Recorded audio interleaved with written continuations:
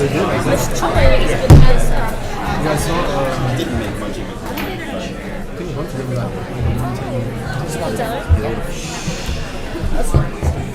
that? Good evening, everyone. It's great to see a full house. I'd like to call this meeting to order. This is the North Brunswick Township Board of Education regular public meeting. Today is Wednesday, May 6th. Could we all please rise for the Pledge of Allegiance? I pledge allegiance to the flag of the United States of America and to the republic for which it stands, one nation, under God, indivisible, with liberty and justice for all.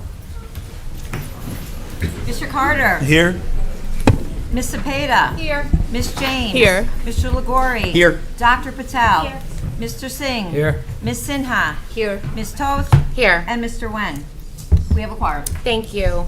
The New Jersey Open Public Meetings Law was enacted to ensure the right of the public to have advance notice of and to attend the meetings of public bodies at which any business affecting their interests is discussed or acted upon. In accordance with the Open Public Meetings Law, the public notice of this meeting, which included the time, date, and location, was distributed by 3 p.m. on Wednesday, January 28, 2026, in the following manner. Posted on the bulletin board reserved for announcements in the board office, 25 Linwood Place, North Brunswick. Mailed to the Home News Tribune, Star Ledger, NJ.com, and the clerk of the Township of North Brunswick. Delivered to the 9 duly elected board members. And beginning on March 1st of this year, all future board notices shall be published on the board's official website, www.nbtschools.org, and be made available through the New Jersey Secretary of State's official website in lieu of publication in a newspaper in accordance with PL 2025C.72. Well, good evening, everyone. It's so good to have a full house. Like I said, I want to welcome all of the building principals here, all of our honorees tonight. It's so good to see a lot of familiar faces in the audience as well. And it's also crazy to think that we are coming down to the end of the 2025-2026 school year. So lovely to have everyone tonight. We have a lot of exciting things to get to. So at this time, I'll turn it over to Superintendent Zakowski to start off our presentations. Thank you, Madam President. Good evening, everyone, and our millions of viewers at home. Ratings have been sky high, and I'm so happy to see so many people turn out for my budget presentation at about 9:30 tonight. So very excited about that. But our first presentation is with a heavy heart. One of our own graduate, Carol Lee Womack, was a very special person, student, and of course, part of the first family of North Brunswick.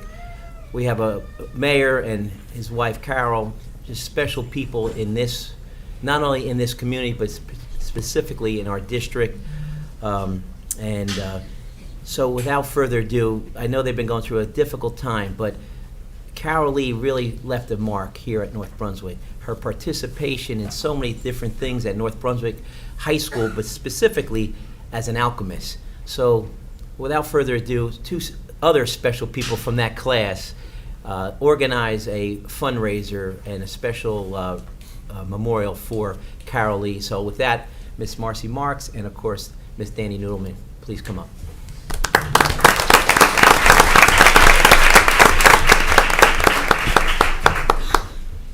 Good evening, everybody. All right, the Carol Lee Womack Memorial Scholarship celebrates the life of Carol Lee, who was a student who not only pursues excellence in theater arts, but who also uplifts others and left a lasting impact on the NBTHS theater community. The scholarship was established to honor the legacy of passion, dedication, and excellence in the performing arts of Carol Lee, established during her time at NBTHS. She was a shining light on the stage and a true embodiment of how the alchemists got their name of turning simple things to gold.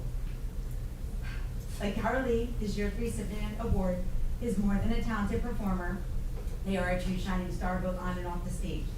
During her time at NBTHS, Carol Lee demonstrated unwavering loyalty to the Alchemist Theater Company through consistent participation, a strong work ethic, and willingness to contribute in all aspects Ms. of Marks? production.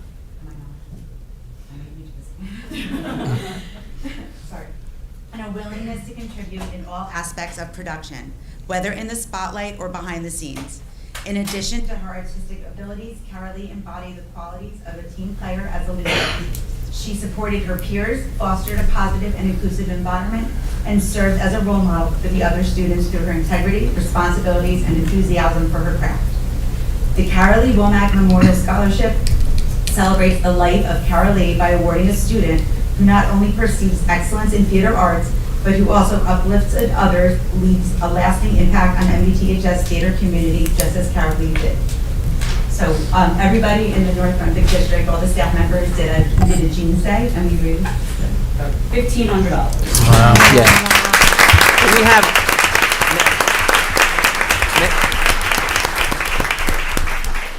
So we'd like to just let the family know what we did. Dan, hold on, we have the mayor and Carol. Is Carol here with you? Yeah, please come up so we can present this.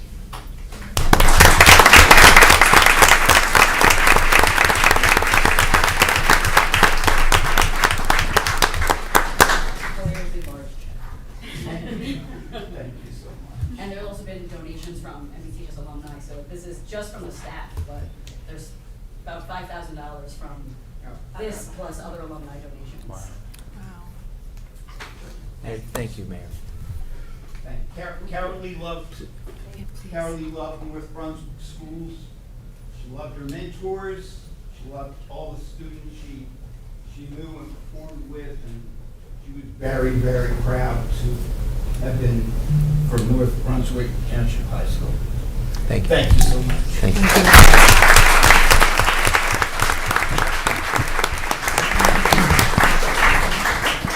Dr. Z, if we could just honor Carolee's life with a moment of silence, please. Yeah, I didn't know if the mayor heard. We could please make that one more time, Lisa. Sure. Yeah, I just want to honor Carolee's life with a moment of silence. Mayor Womack and family, thank you all for coming out during this time of grief. I really want to acknowledge the tremendous loss and the tremendous sacrifice that I know that you all have made.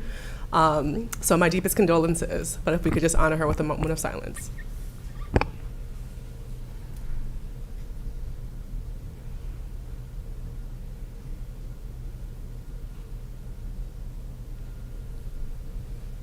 Thank you, Ms. Marks. Thank you, Ms. Noodleman, for your contributions. It's greatly appreciated. Thank you.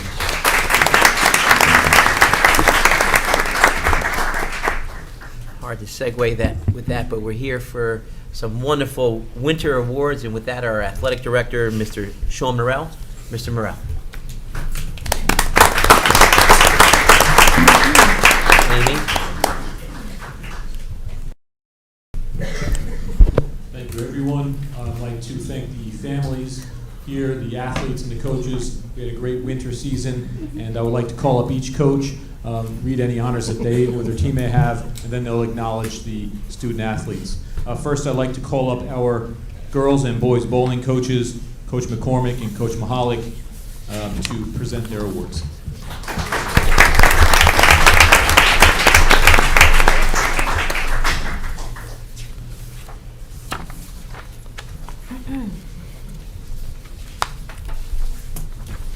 Good evening, everyone. Thank you for coming tonight to recognize a group of amazing athletes. My name is Amy McCormick, and I've been the varsity bowling coach since around 2014. I've kind of lost track. Tonight, we recognize a senior who has worked incredibly hard and is very deserving of this year's All-White Division Award. Over the past 3 seasons, he has shown tremendous improvement. Josh started his career with a 128 average as a sophomore and steadily improved each year, finishing this season with an impressive 198 average. That 70-pin improvement equates to a 50% increase. I think it was more like 56. My math teacher coming out. Something I will never see in my career again. His growth and consistency are a direct result of the time and effort he put into the game.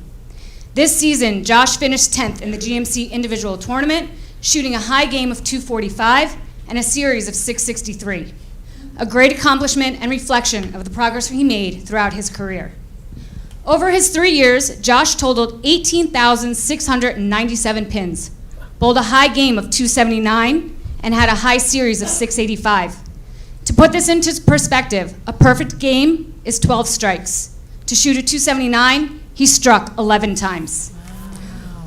More importantly, Josh has been a dependable teammate and someone who represented our program well. He has also been successful in the classroom, surviving both my AP Calculus and AP Statistics courses over the last 2 years. It has been great watching Josh's development as both a bowler and a student, and his parents and I are very proud of everything he has accomplished. Congratulations on a great career and on earning this year's All-White Division Award.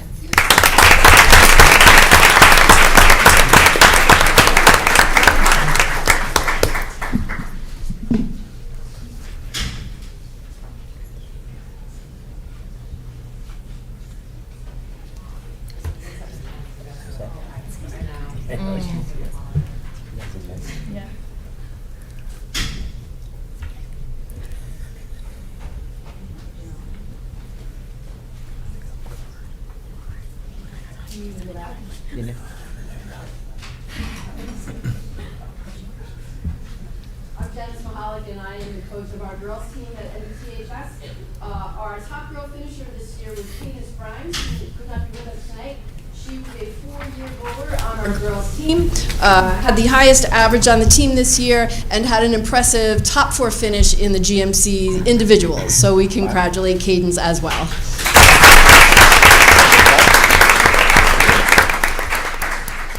Thank you. Girls basketball, we will call up Coach Morano. The girls basketball team this year was also the recipient of the Sportsmanship Award for the White Division. Congratulations, Coach, and the team.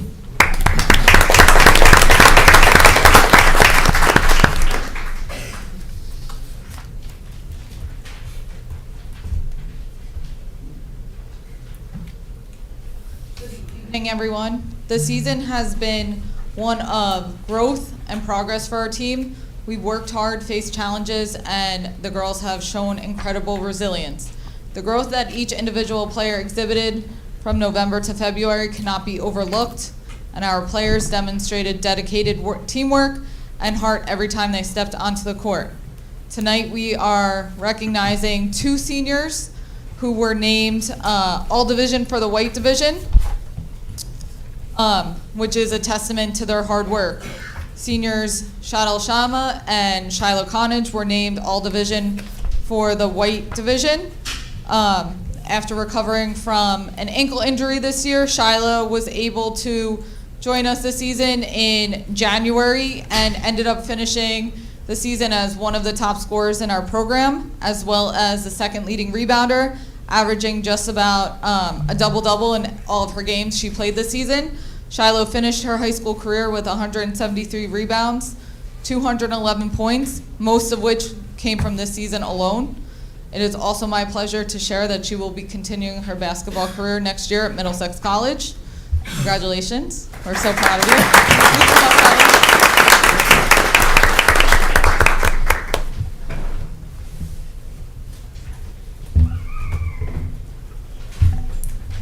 Our next senior, Shadal Shama, finished her career as the second leading three-point scorer in program history. She was also recognized as one of the top shot blockers in the conference. Shad finishes an illustrious high school career with nearly 700 points, 100 steals, and 111 three-pointers. Back in March, she represented our team in the GMC All-Star Game. It's also my pleasure to announce that she will be continuing playing basketball at the collegiate level next year at Kane University.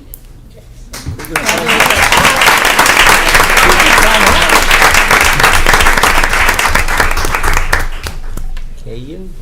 It is a well-deserved honor that they set the standard for excellence that we can all look up to. They will be missed, and we are so proud of their accomplishments. Thank you to all the players, coaches, and administration for all your support throughout the season. Thank you.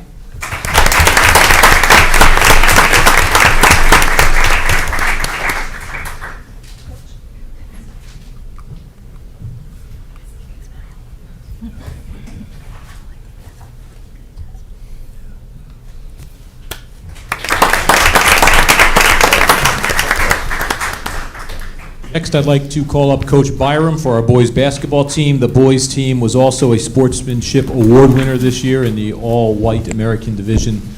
So congratulations, Coach.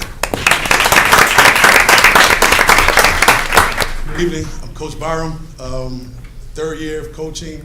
We're here today to celebrate one of our top tier seniors.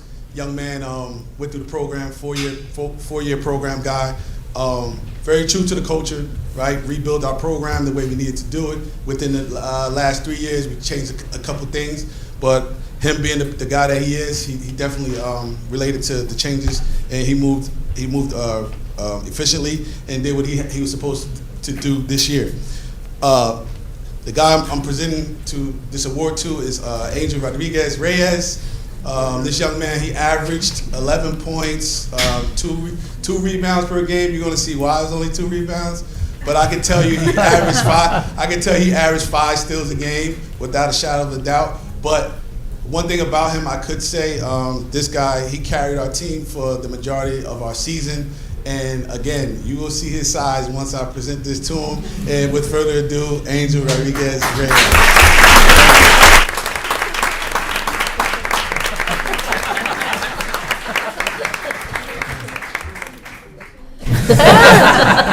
So, just so you see, with that, I present this to you and how much we appreciate you for who you are, the athlete that you are. And by the way, he has a 4.0.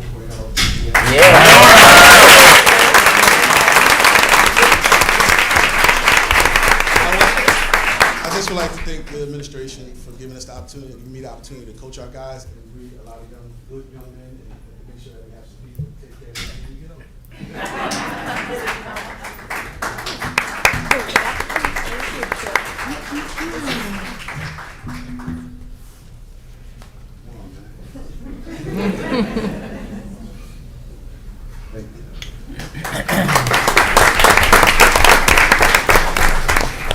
Next up, we'd like to call our swimming coach, Coach Egan Raghavas. She is the, just like to let you know, the girls swimming team is the white division. She's the white division coach of the year. It's not her first time as coach of the year. Again, they are the overall sportsmanship. The boys swimming team is the overall GMC Sportsmanship Award winner. I don't know how many years it's been, 14 in a row, I believe. And the white division Sportsmanship Award as well. So congratulations. Thank you. I would like to first thank Dr. Z, the Board of Education, for Mr. Morrell, Mr. Neller, for the continued support for our aquatics program and our swim team. I would like to call up my first recipient, so she comes up before, but Vivian Turpak.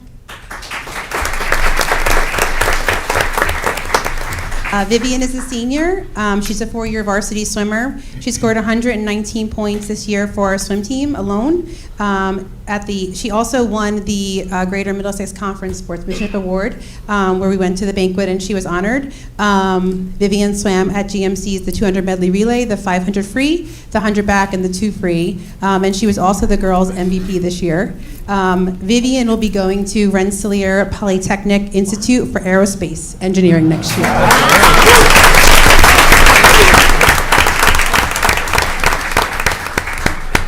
And I believe Nia is not here, but I just wanted to say something about Nia.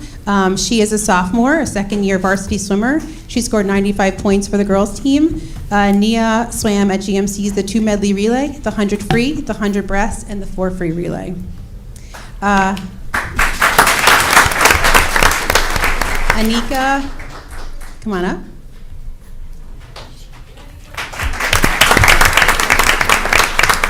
Anika is a sophomore and a second-year varsity swimmer. She scored 117 points for the girls this season. Anika swam the 2 medley relay, the 50 free, the 100 back, and the 2 free relay.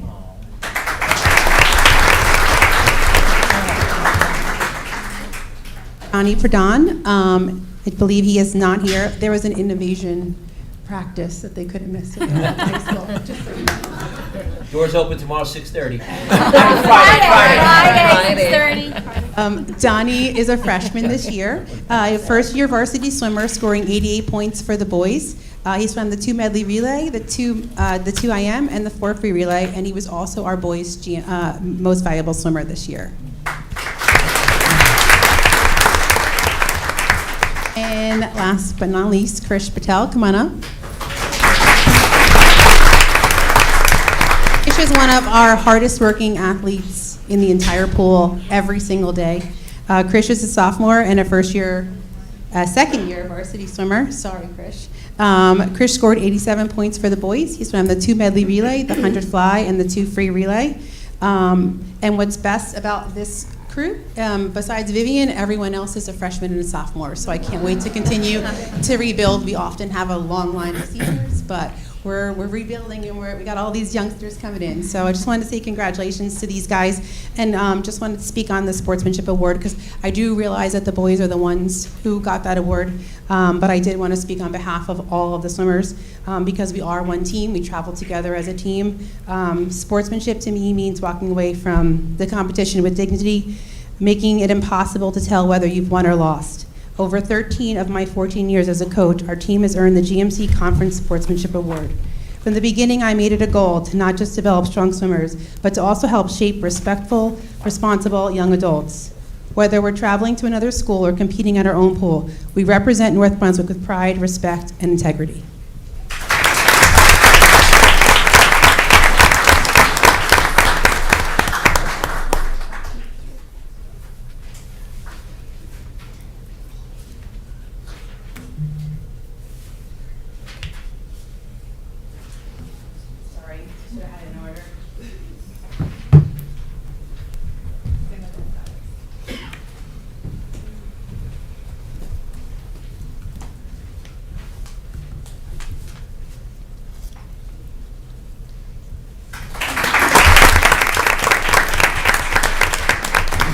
Next, we would like to call up Coach Sally for boys and girls wrestling.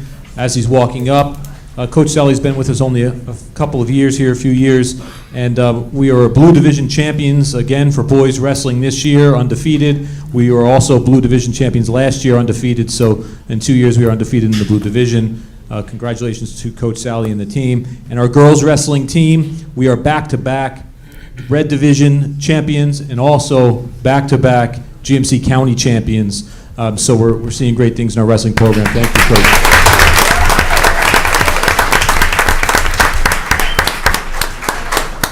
I can honestly say a lot of the awards that our teams get go to the kids that I'll be mentioning later tonight. They put a lot of work and time outside of the season into preparing for what we call the winter test, what we do in summer. Sometimes winter's going to ask what we did. Our kids wrestle.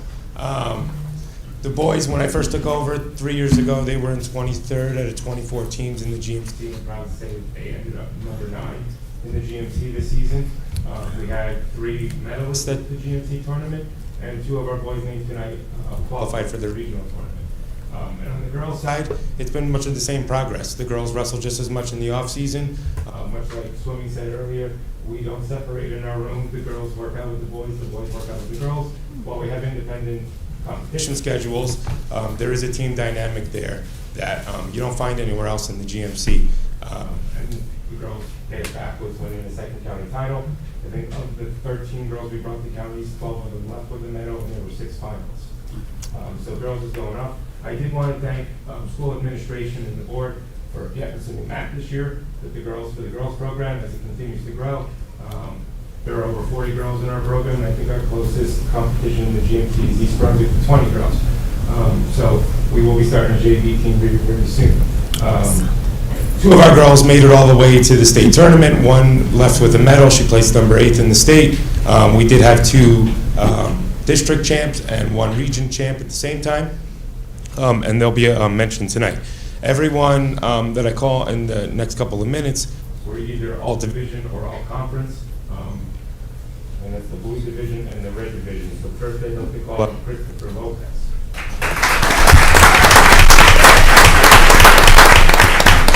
This was our 106-pounder, left the season with the school record of 42 matches with over 30 wins. He was also the team captain. Mackay Ford comes to us from football and has really made it a career on the wrestling mat.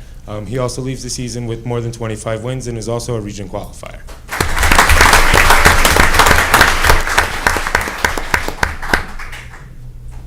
Our next girl is Janaya Orihuela.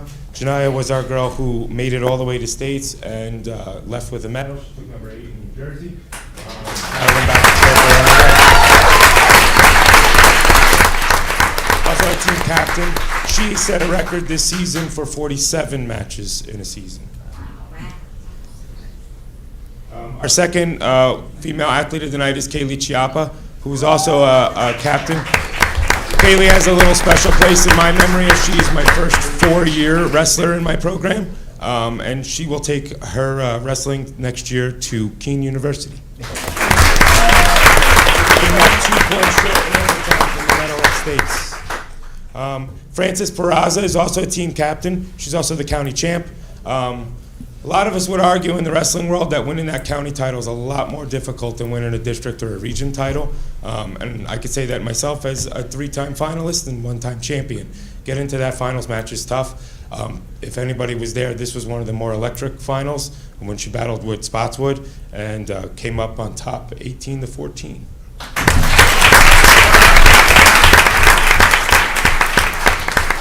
Next up, we have Mawish Khan, another team captain. Anybody who's a fan of our social media, Mawish does all of the work as an athletic internship with one of her classes. She will take her wrestling next year to Rutgers University.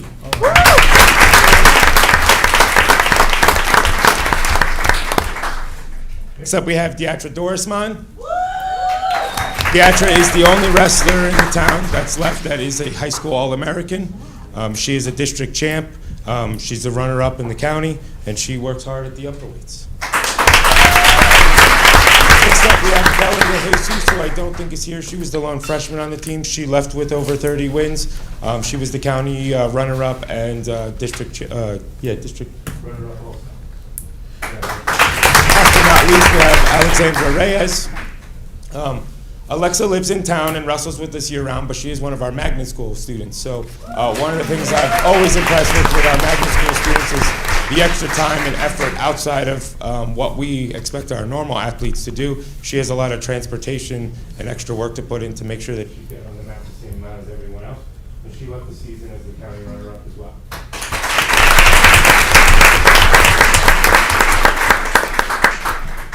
That's it for wrestling.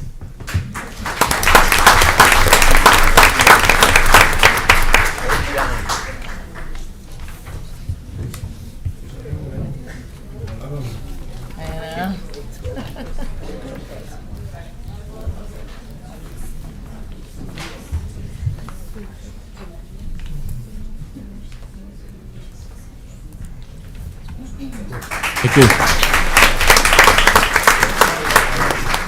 Lastly, our track team cannot be here tonight. They are currently leading the GMC counties in our spring track, so we hope that they come away with a back-to-back championship as well, which it looks like they're very much going to do so. So spring track could not be here. I just wanted to share a few things about their winter track program.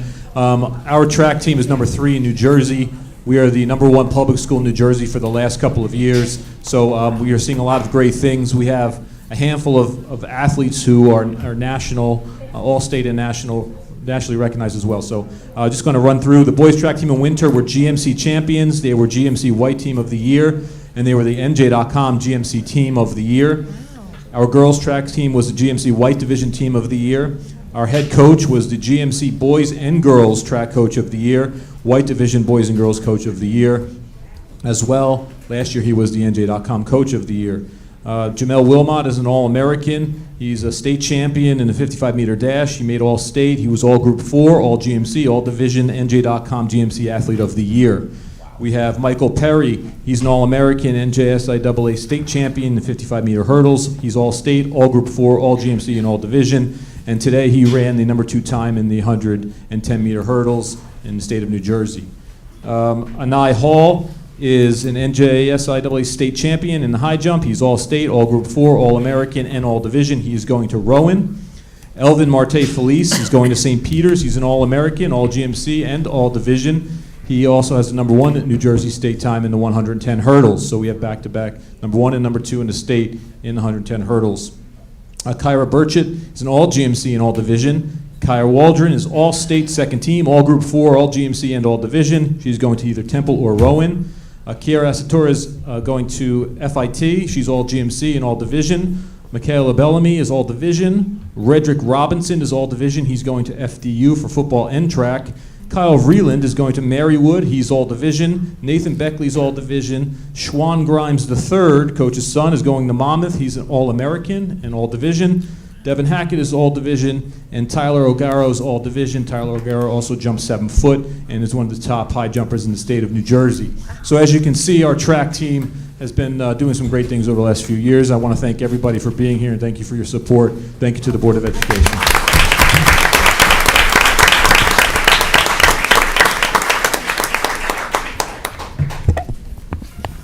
Thank you, Mr. Morrell. Thank you for leading this wonderful honoring ceremony for our board meeting.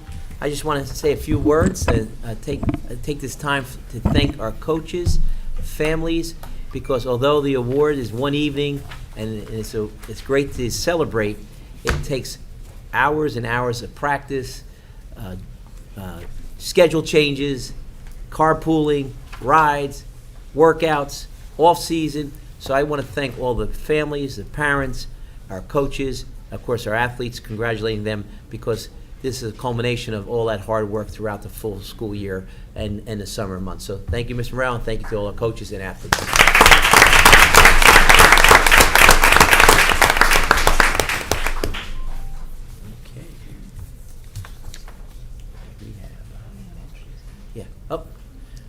So now we have a special part. We're honoring our students, and next honoring a wonderful group of educators. And with that, to lead that part of our program, our Assistant Superintendent, Miss Amy Kita. Thank you, Dr. Zakowski. As the Assistant Superintendent, I work with the schools, school administration, to oversee the New Jersey Governor's Educator and the MBT Schools Education Support Person of the Year, where annually we recognize a certificated staff member in each building, as well as 6 years ago, MBTEA President Beth Pasner approached Dr. Zakowski and myself to bring, although the state does not have an Education Support Person of the Year, we do. She brought this to us. We love the idea. We've been doing it ever since, and we are so proud tonight to recognize such wonderful staff in all of our buildings. It truly is an honor to work with all of you and to have you be recognized tonight. So without further ado, we are going to start with our high school team.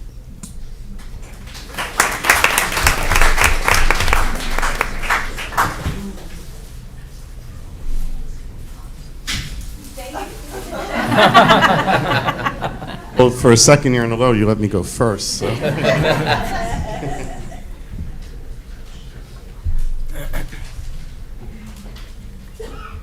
Good evening. As an alumni of MBTHS, we are very proud of the amount, and throughout the district, of the amount of MBTHS alums who work in our school, who left and wanted to get back to North Brunswick and came back. And although I won't ask her what year she graduated, Rose Norsha, the MBTHS Teacher of the Year, is an MBTHS alumni who began working at MBTHS in September of 2000. Throughout her long career at MBTHS, she possesses a deep understanding of special education law, regularly exceeds our yearly minimum required amount of PD hours, reflecting her growth mindset and lifelong commitment to learning in order to support her students. She builds strong relationships with her students in her classes, attends and supports them in extracurricular events, gives all of her seniors a gift with a senior kiss goodbye message at the end of the year, and often maintains contact with her former students after they graduate. Her former students remember her and appreciate her. As one student from the class of 2013 said, Ms. Norsha will forever be one of my favorite and most memorable teachers.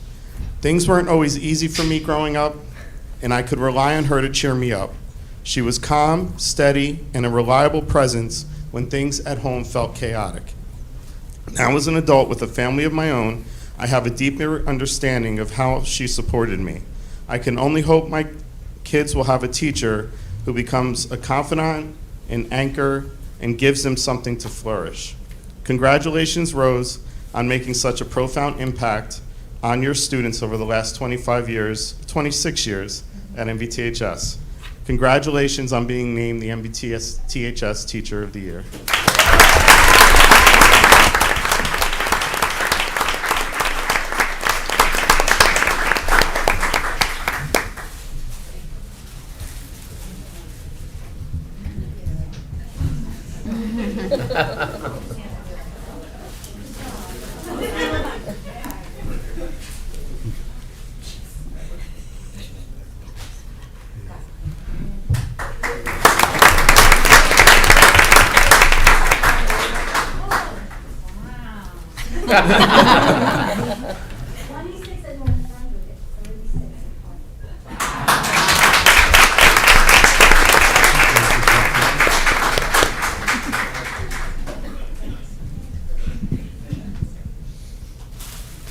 Next, I'd like to congratulate our educational support person for 2025-2026, Barbara Williams.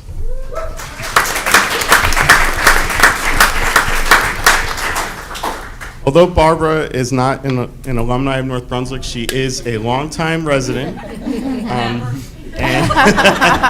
I have known her for over 30 years because I went to high school and graduated the same year as her daughter. Barbara has been a longtime classroom instructional para at MVTHS.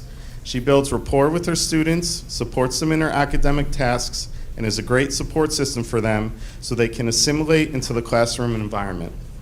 She was also an MVTHS parent who, even after her children graduated, has continued to serve as a member of the Band Parents Association for the last 30 years. She is the heart, soul, and background of our music program, putting in long hours supporting our students in the band. She has become a second mom to so many students and probably their parents, and a friend and support to many of them. There was a time when it was feared that our marching band program would shut down, and Barbara dedicated her time, her energy, and personal resources to make sure that did not happen, and our program has thrived. She is not only the backbone of the music program, but our school. Congratulations on being named Support Person of the Year.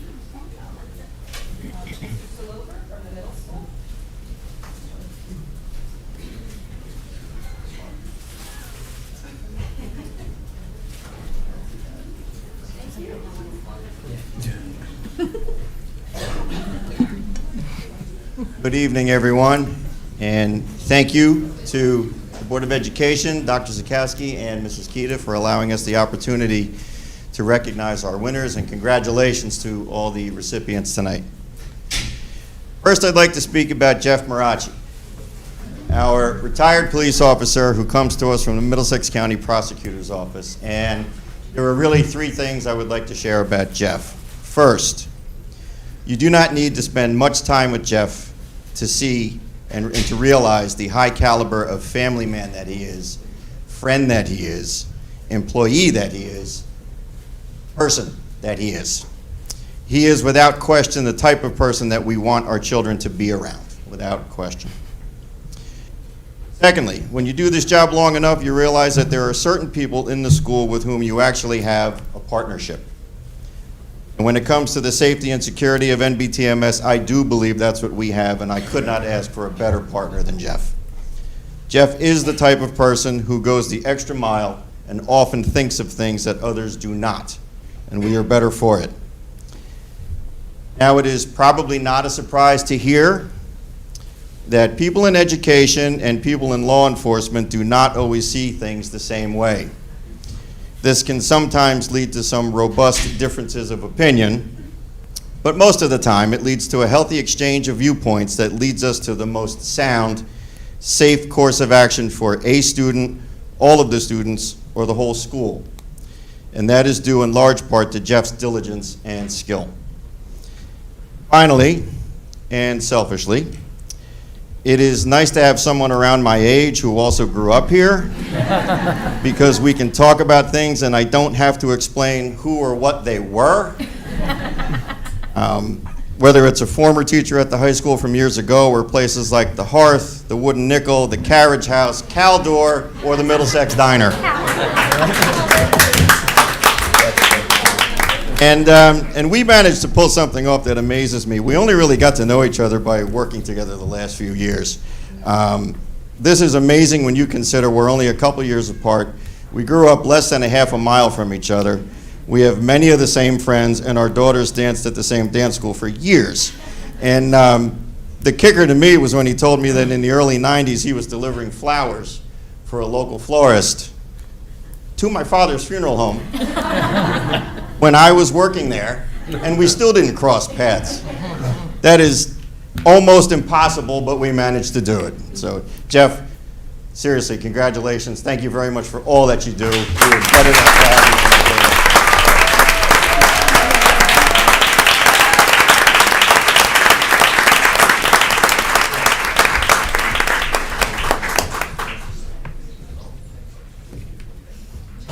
Jeff.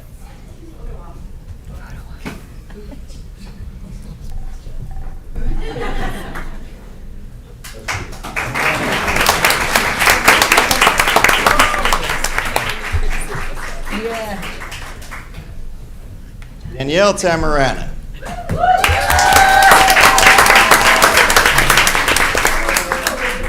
Danielle was a 7th grade science teacher in NBTMS. Once in a while, a school is fortunate enough to hire a teacher who just gives the place a shot in the arm. And Danielle is one of those teachers. She is creative, she is energetic, she's fun. Her lessons are well thought out, and they bring science to life for her students. She is a part of the fabric of the school and our school community as a teacher, a coach, and she is a leader among our staff as our 7th grade subject area leader. Danielle's lessons are student-centered and data-driven. She empowers her students to become thinkers and problem solvers. She builds deep, meaningful connections with her students and encourages them to take ownership of their learning and their role as classmates. Danielle is also our house DJ for school events, and she coaches varsity wrestling and softball at the high school. But the more you get to know Danielle, the more you learn about what an incredible journey her life has been.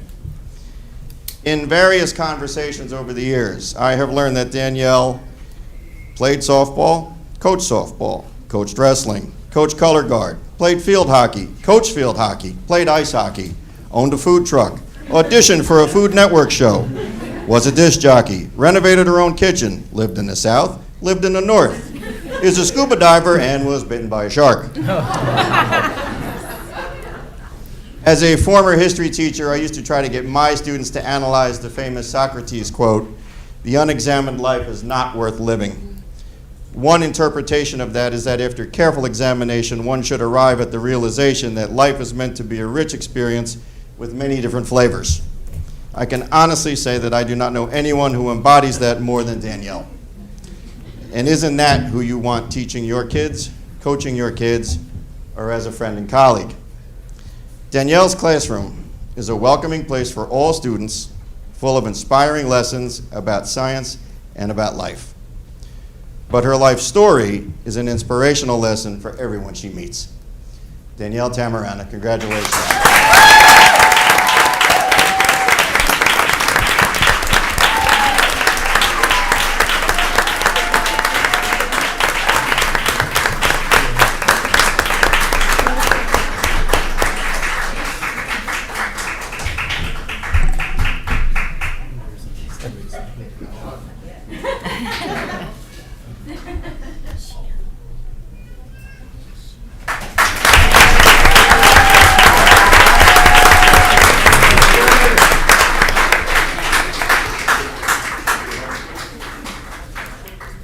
Thank you, Mr. Silver. At this time, call up Mr. Shorter for Linwood School.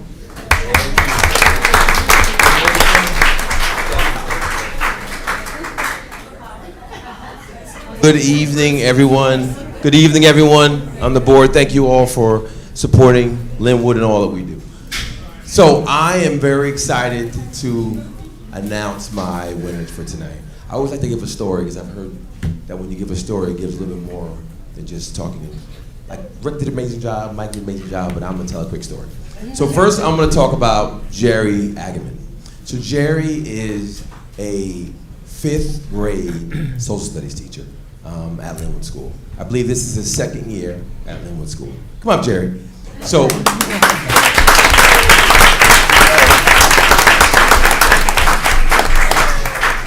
I kind of keep my head down in the district. I don't really know, and I apologize for this now, I don't know a lot of teachers at other schools.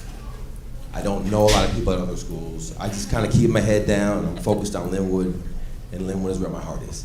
But I used to get these emails from this guy named Agam something, and it would be an interest email regarding, you know, what it's like to teach social studies at Linwood, what you would need to do to get a job at Linwood.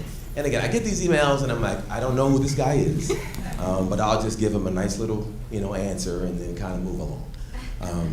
So then one time, they said to me, there's a guy in your building who is here. And I'm like, well, who is the guy? What is he doing? He said, well, he's walking. I think he had a PD over on the board side, but now he's kind of walking over on the Linwood side. So I kind of like was able to go out and I was able to figure out that it was him. And I'm like, hey, I appreciate you, but you just can't come over to Linwood because, again, we don't know who you are. You know? Again, I kind of know you a little bit, but again, I appreciate you, but you know, but this man, what he did, and again, I apologize, Diana, for stealing him from you, but this young man took the extra credits that he needed to take to become a social studies teacher at the middle school level, which is not easy. It's a lot of credits, but he did that. And then when he applied for the position and I interviewed him and I said, oh my goodness, what did I almost miss out on? Because I really didn't know him, but just, I feel that I have a lot of energy, but this guy beats me. This guy beats me. I feel that I make connections with kids. Like it was good to see a couple kids come over and say hello to me. This guy is better than me. So I am just so blessed to have this young man in my building and the connection that he makes with kids. Kids come down to see him who never even had him at Linwood. I guess they had him somewhere at Parsons and they want to come down and visit him. But again, I truly appreciate this man and all he does. He's an amazing instructor. When you go in his room, just the attention that he pulls from out of the kids to be able to lock in on a social studies class is amazing. He does very well. He works with an ICR teacher. They have an amazing relationship. So again, I cannot say enough things about this young man. I'm so happy to have him in our building. And again, I want to say congratulations on being a teacher.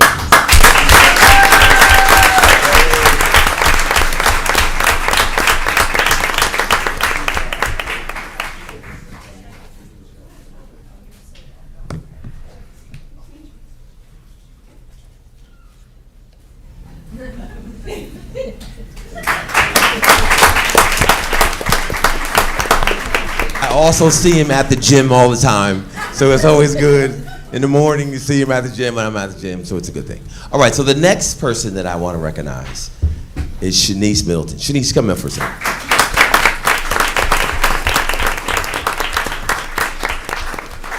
So I have many flaws.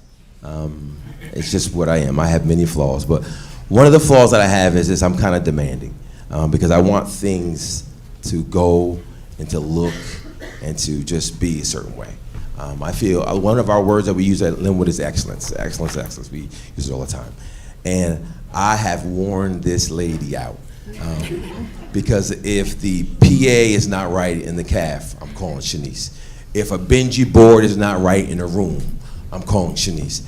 If a parent, even this week, a parent couldn't get into Parent Square and they couldn't get into Parent Portal. So who did I email? I emailed Shanice. Okay, this lady has just put up with me, and she's never hung up on me when I call her. She might call me bad names behind my back, but never to my face. But again, she is just a very sweet person who allows Linwood to just be up and running at all times. I can always depend on her, and I truly appreciate you. Even the Chromebooks issues that we've been going through in the past, you have always been there, and I truly appreciate all that you do for our school, all that you do for our students, and all you do for our staff. So I want to say congratulations. the support personnel.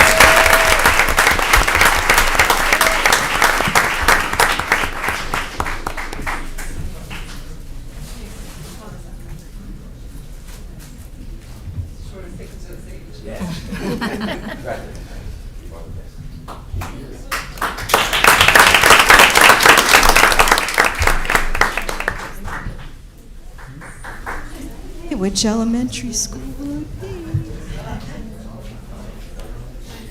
I'd like to introduce for John Adams, our John Adams admin team, Ms. Finnegan, Ms. Cummings, Ms. Rudolph.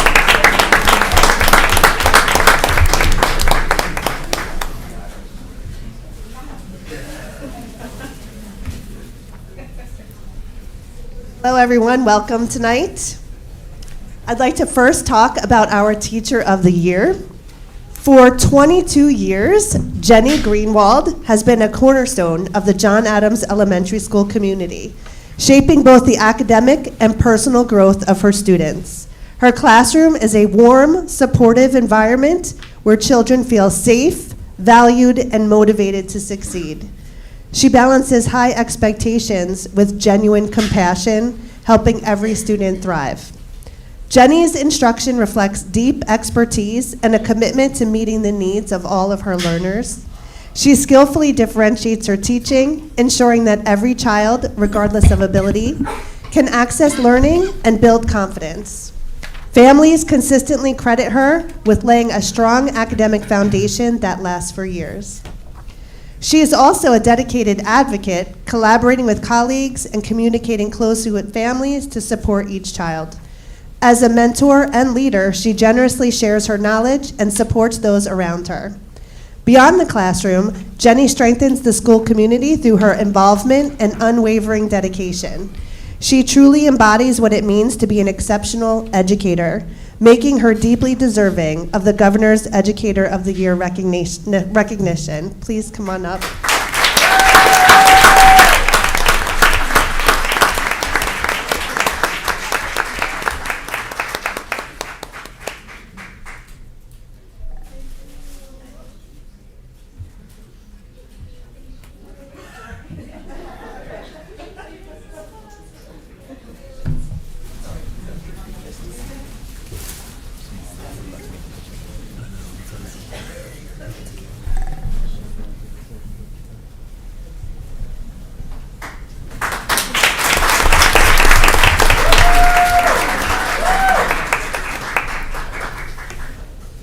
I would like to recognize our Educators Support Professional of the Year, Miss Joanne Chaccio. Joanne exemplifies dedication, compassion, and professionalism in everything she does. She works in our self-contained program. She brings patience, flexibility, and empathy to each day, meeting students where they are and helping them feel safe, valued, and ready to learn. She creates a true sense of family in her classroom, goes above and beyond to make it a warm and welcoming space for every child. Joanne is also an incredible instructional partner, always open to learning, eager to grow, and committed to supporting each student's unique needs. Her work strengthens not only her classroom, but everyone around her.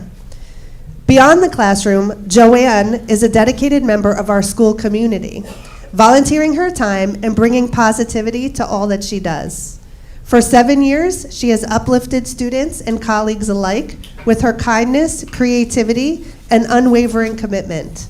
We are proud to honor Joanne Chaccio as this year's Educational Support Professional of the Year.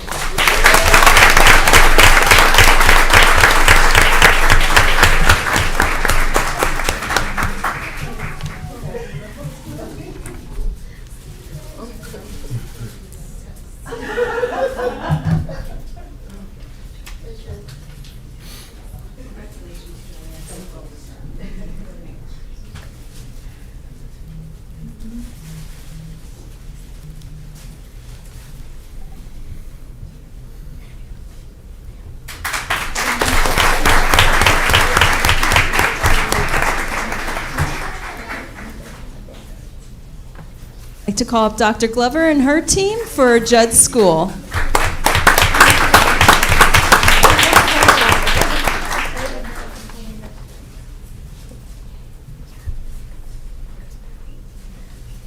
Evening, everyone. Board, thank you for having us here.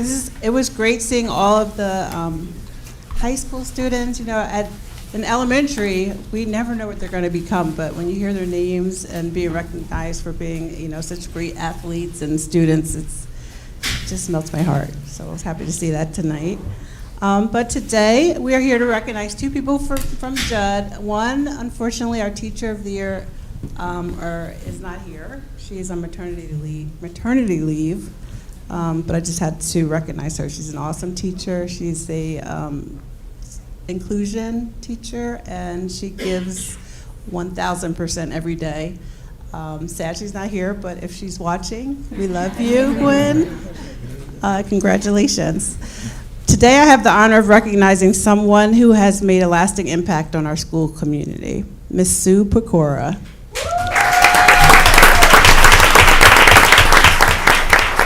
She has been a dedicated instructional paraprofessional in our autism program for many years, and her commitment to our students is truly remarkable. Our students with autism learn in many different ways, and Sue understands and embraces that.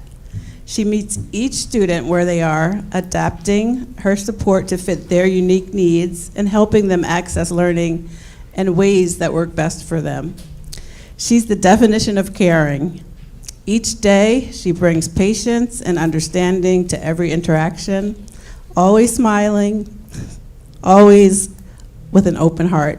Her empathy allows her to connect with students in a way that makes them feel safe. For many of our students, she is not just a staff member. She is a trusted and steady presence in their day. She is also incredibly reliable, whether it's supporting instruction, maintaining routines, or stepping in wherever needed. She consistently goes above and beyond, and staff know they can count on her. And students benefit from the consistency and care that she provides to them. Her work may not always be in the spotlight, but its impact is seen every day. It is reflected in our students' growth, as well as in the calm and supportive classroom environment she helps to foster. We're truly fortunate to have her as part of our team. Thank you, Sue, for your dedication, your compassion, and for the difference you make in the lives of our students. Please join me in recognizing and celebrating her.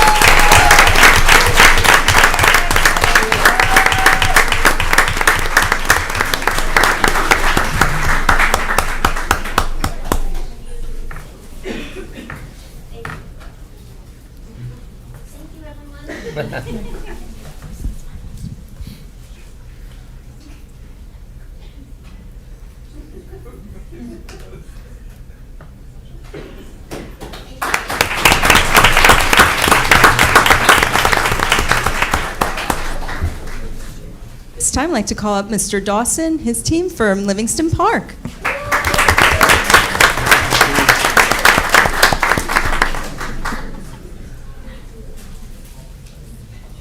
Good evening,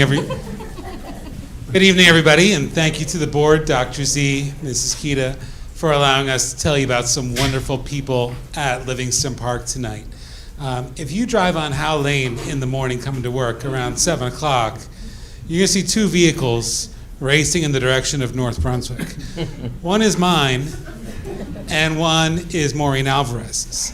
Maureen usually beats me to school because she really is the heart and soul of Livingston Park. She is such a special educator in every capacity, and really she's the teacher all of us wish our kids could have, and she's the teacher all of us as educators would like to be. Maureen in the classroom, man, it's something to see. She is endlessly creative, patient, innovative. She knows her kids inside and out. She helps them set goals. She challenges them. She cheers them on when they reach their goals. One thing I'm really proud of Maureen is that she's elevated the level of academic discourse we have in our math program. She has kids of all abilities, all language levels, speaking in really rich academic conversations about how to solve problems, how to think critically, how to approach. It's true student-centered instruction, it's heterogeneous groups, and she elevates everybody. Her scores are at the top. Her SGP is at the top. But beyond that, what really sticks is the brand of person that Maureen is. She cares deeply for her kids. She cares deeply for her colleagues. She is endlessly kind. She is patient. She is loving. She is really, on a personal level, everything a good teacher should be. We are absolutely lucky to have her, and it was to no surprise that she has earned the Governor's Educator of the Year award. She contributes to our school in so many ways, in the classroom, countless committees, student council, endless contributions, and most importantly, for her colleagues and her kids. She is the first person in line to cheer them on, to lift them up, to support them, and to volunteer to try to help them in any way she can. It's an honor to work with her. Let's celebrate Maureen Alvarez.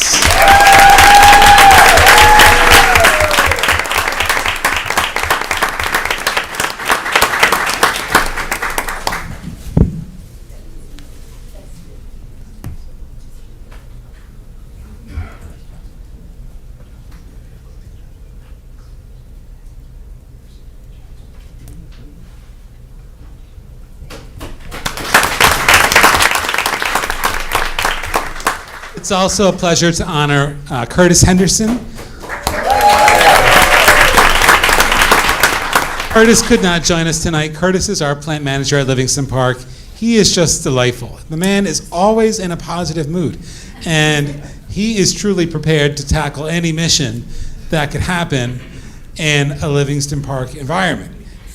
Anything that needs cleaning, any child who gets sick, anything that needs to be constructed, anytime the air conditioning needs work, Curtis is our guy, and he is endlessly positive, responsive, and what a wonderful resource for our district and for our school. You know, it's not every day that we think about how valuable our plant managers are, our custodians are, but our teachers see it and our kids see it. I get to walk through Curtis's office on my way into my office, and plastered on the door, you'll find posters and notes that kids have written Curtis. What a difference maker in our school. We love him, we miss him. He couldn't join us tonight, but we're happy to honor Curtis, and we hope you're watching Curtis.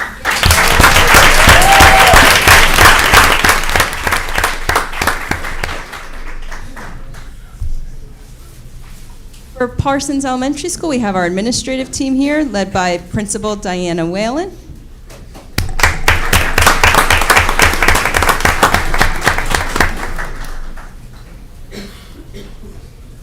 Evening, and congratulations to all of our award recipients this evening, and to Dr. Zakowski and our Board of Education for providing us as building administrators the opportunity to celebrate the wonderful staff that we have in our buildings.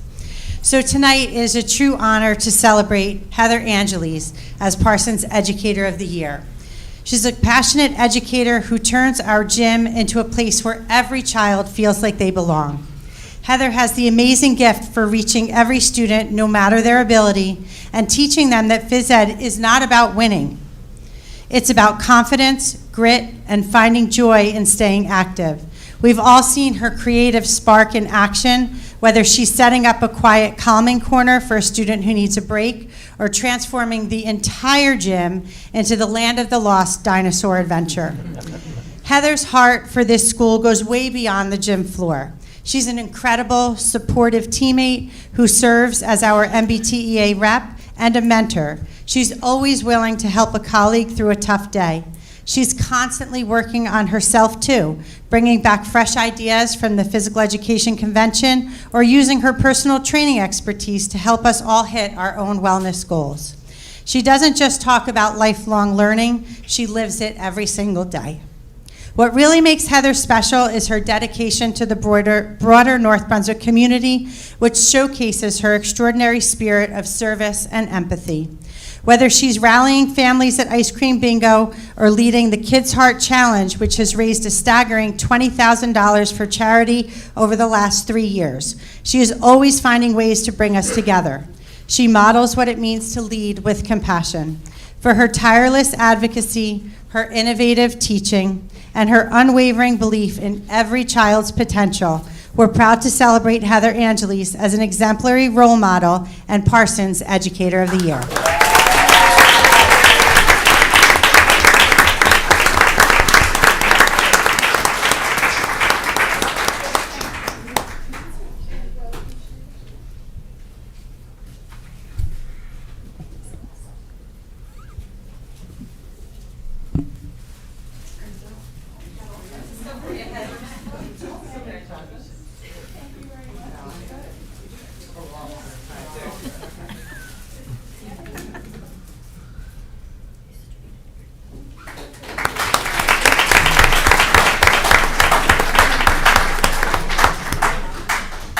We are also very excited this evening to honor Kathy McElroy as our Educational Support Professional of the Year.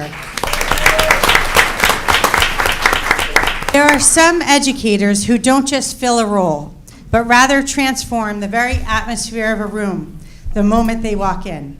In our cross-grade classroom, Kathy works with our special needs students, navigating a complex and diverse environment with a grace that is nothing short of miraculous.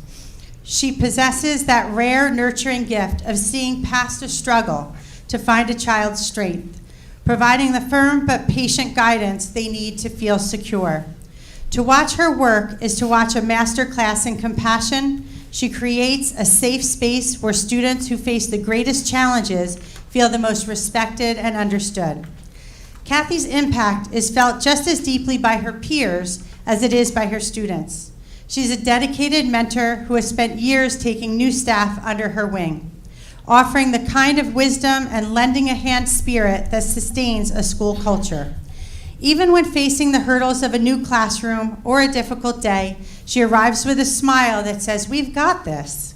By consistently celebrating the small victories that others might miss, she's empowering her students to believe they are extraordinary, capable, and worthy of every success. We are more than just colleagues of Kathy. We are recipients of her huge heart and her unwavering excellence. Kathy, you are the steady hand and the warm light that our children and our staff rely on every single day. We don't just appreciate what you do, we cherish who you are and the way you make our school feel like a family. It's with the deepest love, gratitude, and pride that we name you our Educational Support Professional of the Year.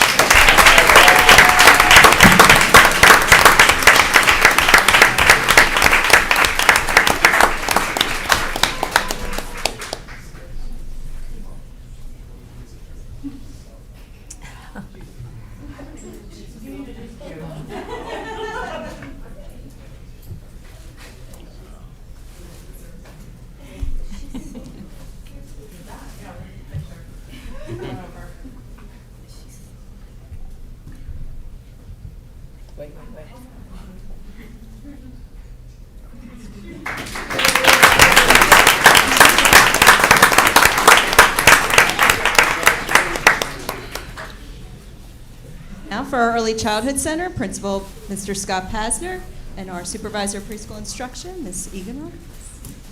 Good evening, everyone. It's great to see everyone. Thank you, Dr. Zakowski, Mrs. Kita, the Board of Education. This is such a wonderful night, a chance to celebrate all the amazing things happening throughout our district. And it is my pleasure to discuss our honoree this year, Mrs. Brenda Lamaldi. Come on up, Brenda.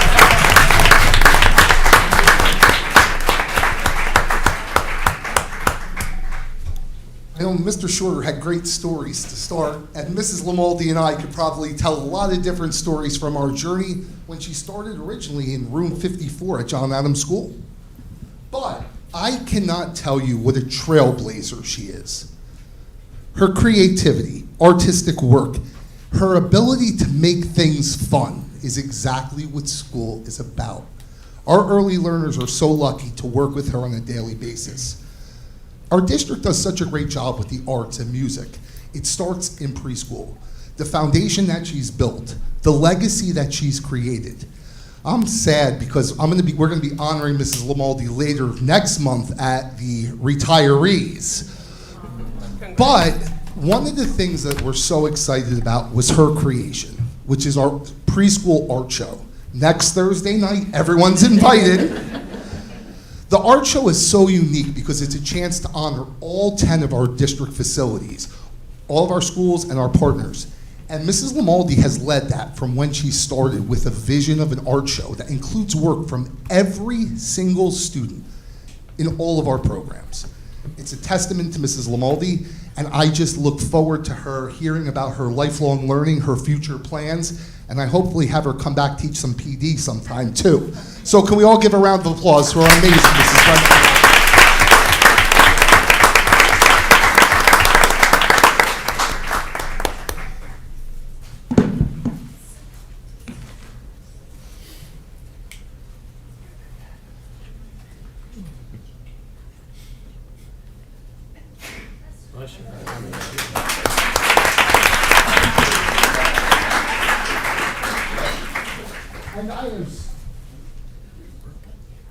And I am so honored to my honor. Yeah, turn it off. I am so honored to honor our ESP of the year, Mrs. Maria Curcio. Maria, come on up.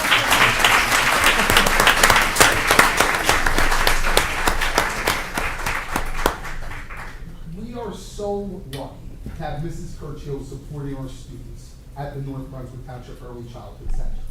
Her hard work, dedication, kindness, and caring nature each and every day brings a smile to my face and to all of us at the ECC. We are so lucky to have you leading the way. Congratulations, we are so proud of you.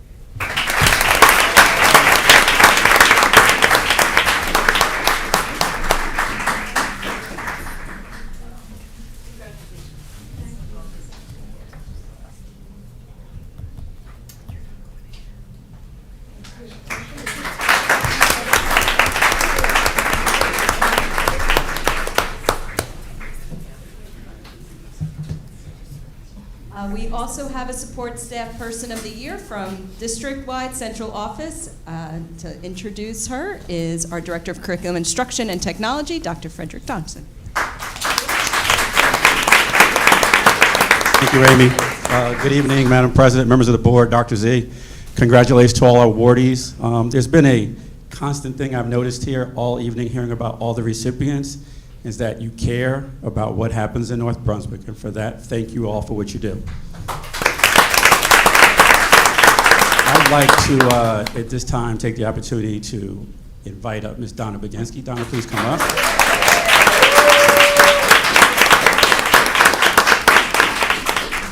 Now, Donna is my right hand and left hand in the curriculum office and department. If you want to know about PD, tuition reimbursement, refunds, travel plans, upcoming PD, and can we make things on the board agenda in time? Donna's the person we need to talk to. But just so you know, Donna actually was our building receptionist here at the board office, and then she transitioned as of July 1. She took no days off last summer, not one. Not one, because she wanted to be prepared for all of us. When she came back, she's transitioned to the office, and the one thing I know, Ms. Keita had asked for like 3 adjectives, and I think when I was doing this, I was out of state traveling at the time. I think I sent her 5, and I realized I had to stop because I know what she wants is just 3, no more need to.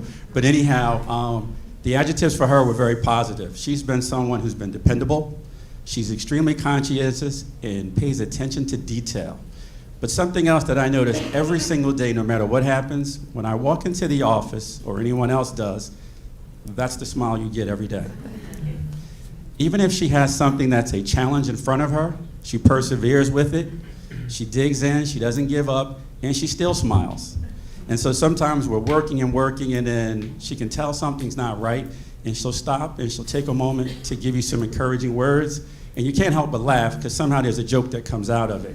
So for that, for making the office feel like a warm place, a place that no matter what's happening, we find a way to actually enjoy what we're doing in there and still get the task done. We're very grateful for that. She is an avid walker. When I tell you avid, she walks every day. Rain, snow, sleet, picks up some stuff from Trader Joe's, takes orders at times too. But she's one who's always conscientious about taking care of herself so that when she comes back, she can give us what we need. And many administrators, I don't know about you, I do the telephone test. Anybody do a telephone test? You call your building sometimes from a number that is not your actual number? I do that just to keep the person on their toes, because I know a lot of times, sometimes parents call a district or a building and they judge us based on how the person received them on the phone. And I've done that. Some would say, "You trying to catch somebody?" Kind of, but in a positive way. And I noted that to her. I said, it doesn't matter where someone calls from. She treats them as if they're one of us already. And she gives the impression that we're welcoming. So when parents do come, sometimes there's a connection. Says, I talked to this very wonderful lady who greeted me. And sometimes it's not even our department. So she'll route them and she'll get back to their answers. So for that, Donna, thank you for being patient with anyone who calls, no matter what. And she's very persistent about finding an answer or getting them to someone. And on a little side note, we have a student who helps us out at the board office from our Possibilities program. And Donna took the lead on this one. She wasn't directed. She felt like I needed to help one of our students out. And she does some volunteering with those students as well. And so even yesterday's project, I look in the mailroom and there she is giving some guidance, and I see Mrs. Marksbeck is nodding her head because I go, you gotta talk to Donna. She kind of knows what's going on. So thank you for taking the time to work with any of our students, no matter where they are. But this award and recognition from the board office is coming from the colleagues here, Superintendent Suite, the business office, people in registration, and you were being identified as our Educational Specialist Person of the Year. And so thank you for helping all of us in what you do.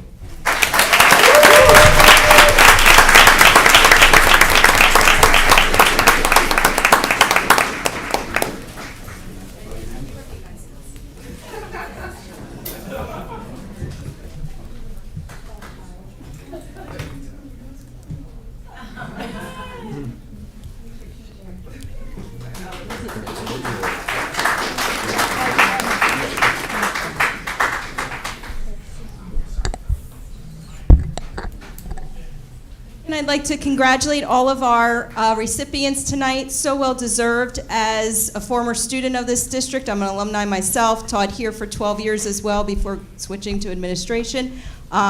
You are so truly appreciated for what you do each and every day. On behalf of myself, and I know Dr. Zakowski and the board, we are so truly honored to have you work in this district.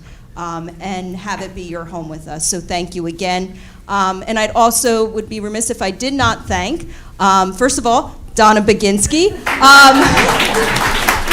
was responsible for putting together the actual awards and plaques that you received tonight. Thanks, Donna. Also to Dr. Zakowski's administrative assistant, Janine Kursevsky, who did this wonderful presentation, helped put that together.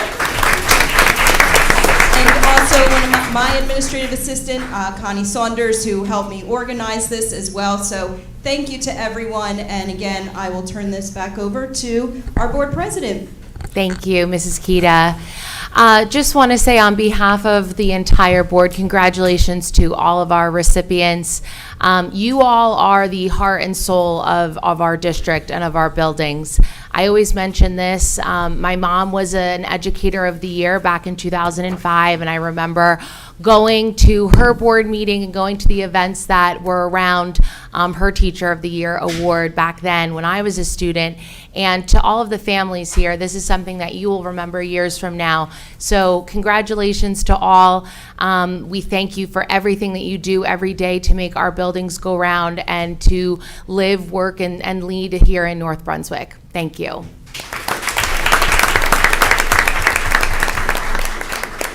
Thank you, Madam President. Much as we gave accolades to our athletes for a day of recognition, it really is a year-long struggle, persistence to work to get to a point where they can achieve. So although we're using this evening to say thank you, we know it's every day in every classroom throughout the school year that these wonderful educators make a difference. So on behalf of the board again, I want to thank all of you for what you do on a daily basis. Even though it's an evening of celebration, it's really what you do on a daily basis throughout the year. As a school year could be a grind, but these folks continue to do it day in and day out. And the one common theme I heard, Dr. Johnson, is you heard getting things done and enjoying it. I heard that they care for children, each and every one, from the support personnel to our teachers. So thank you, because you do make a difference in the lives of children and make this a wonderful place not only to work, but also to learn and live. So without further ado, I want to thank also the MBTEA. Our president mentioned to me that there's an intermission requested for celebration, some cake, cookies, cupcakes, and so I want to ask the board president if we could have a motion for a little recess so we can enjoy a little intermission celebration. Absolutely. Second.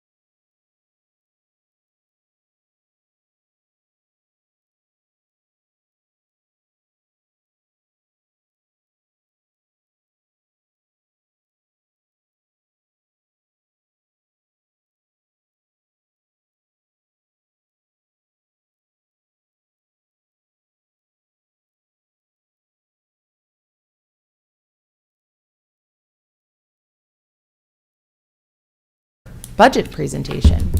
Thank you, Madam President. I just want everyone to know here live, although it seems empty, we do have millions of viewers. I was told by the Nielsen people that no one left their sets for this portion of the event. Perfect, okay.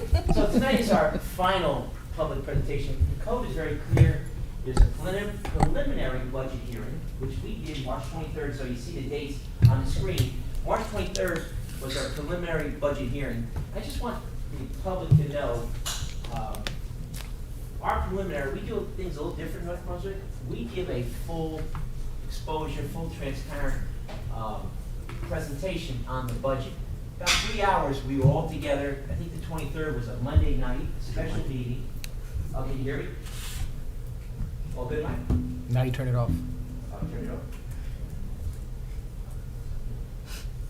Yeah, there we go, right? There we go. Thank you. So You have to do that whole thing again now. Yes. Good evening. So March 23rd was a Monday night. We did about a 3-hour full presentation because what the law requires is a preliminary submission of the budget. But unless there's issues that the county or the state finds in our submission, the final is typically in line. We've been reading about districts throughout the state in their final hearing that they suddenly had to cut 30 staff members, they had to raise taxes at a high percentage, and many districts do a very broad, high-level budget presentation preliminarily, and then they submit it, and then they do more of it on the final about. We do it differently because we feel what we present, we think and we know that it will be accepted by the state guidelines. We want the board members who work very hard through the year in committee meetings to endorse this preliminary budget. So when it comes to the final, we have full approval. Nothing's going to change. So having a meeting where nothing's going to change, I think is trying to get the horse back out after the barn, closing the barn door after the horse leaves. So that's why May 6th and May 23rd tonight is our final presentation by code. Everybody has a budget strategy. We begin with our core beliefs. We don't waver from that. It's a reminder that why we're here. If you look at it, look at the key words. Students, all students deserve the best education. Safe, secure, high expectation. All children, exceptional. Diversity is our strength. Collaborative responsibility of the homeschool community. Believe it or not, that guides our budget thinking, our budget presentation, our budget work throughout the year. Because all this work of $177 million budget begins and ends with our committee work from the board. But they receive input from the staff, the administration, who receive input from the schools, who receive input from the departments in the classroom. So it's an ongoing cycle. There we go. What would be a budget presentation about? I think the key responsibility of every superintendent in the state of New Jersey. Not everyone uses this simple or this scale. Many have that I've worked with, guided. And the reason why we put this scale, because people, I think the role of the superintendent is to maintain that responsibility to that taxpayer, the community, and also maintain the educational integrity that we owe the families, the students, our staff, that we can provide the best education possible, knowing that there's constraints, fiscal constraints.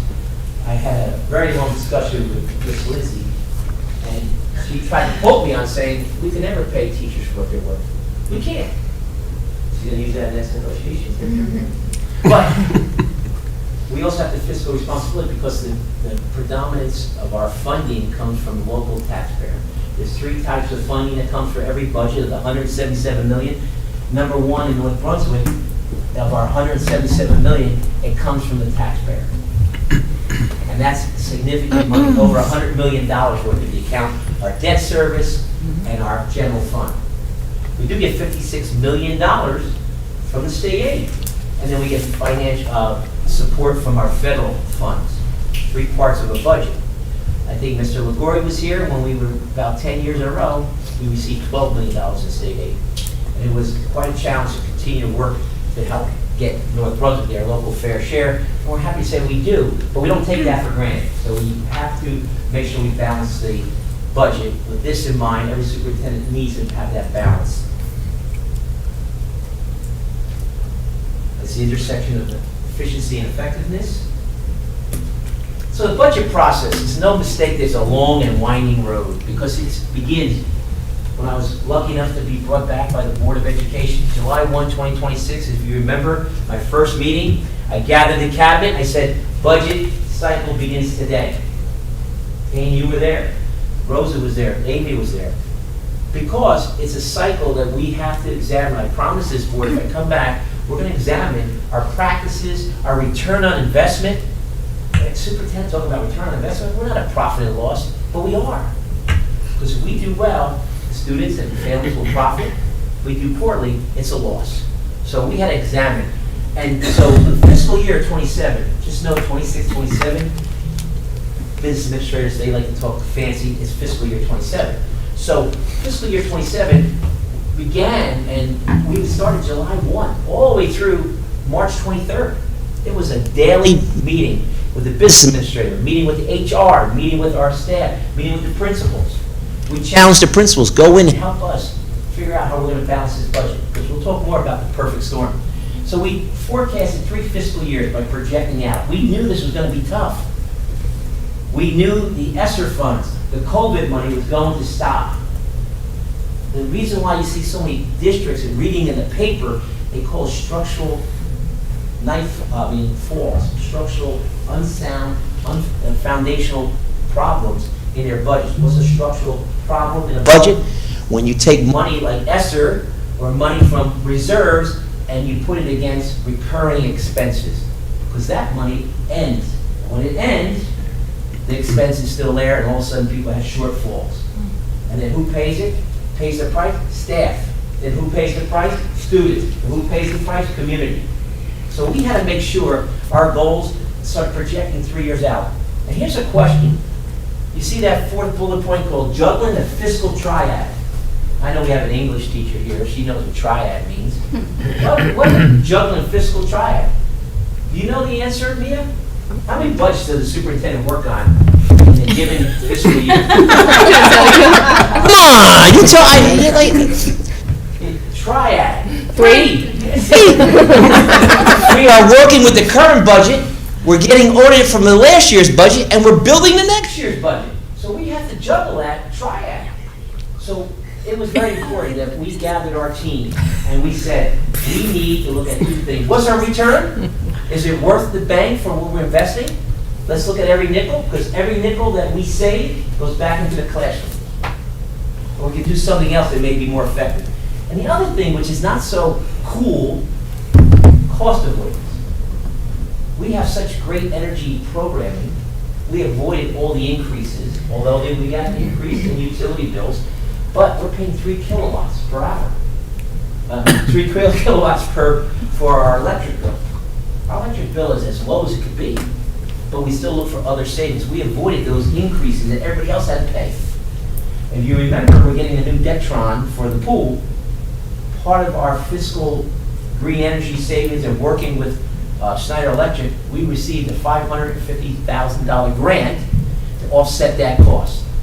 That was a cost avoidance through rebates that we were able to do from our green energy. So when we were getting green energy awards before it became really cool to be energy conscious, we were building up a savings and rebates because we were a little bit ahead of the game looking forward for cost avoidance.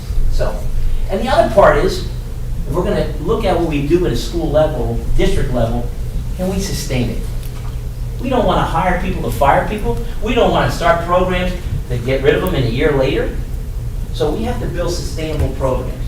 And of course, ensure structural soundness. We must make sure we don't work in P&L, and we have to make sure we never spend in the red. It's against the law. We also have to make sure that our recurring expenses are paid by recurring revenue. We can't play games because we never want to be in that paper where you'll see 150 people lining up to say the same thing. How can you do this to us? Because we're going to lay off 100 teachers and we're upside down. We need state loan. We're going to go back to a special election just to make payroll. This district is all true throughout the state of New Jersey. And I'm happy to say that 4 years that I was away, the practices continued. Thank you, Rosa, for leading that department. The practices were spot on, and it made my job coming back a lot easier to figure out how we're going to continue that progress. The problem is, you either get better or you get worse. So we have to get better. So we have priorities. We said we want to be effective and efficient. Student achievement, fiscal responsibility, that whole scale.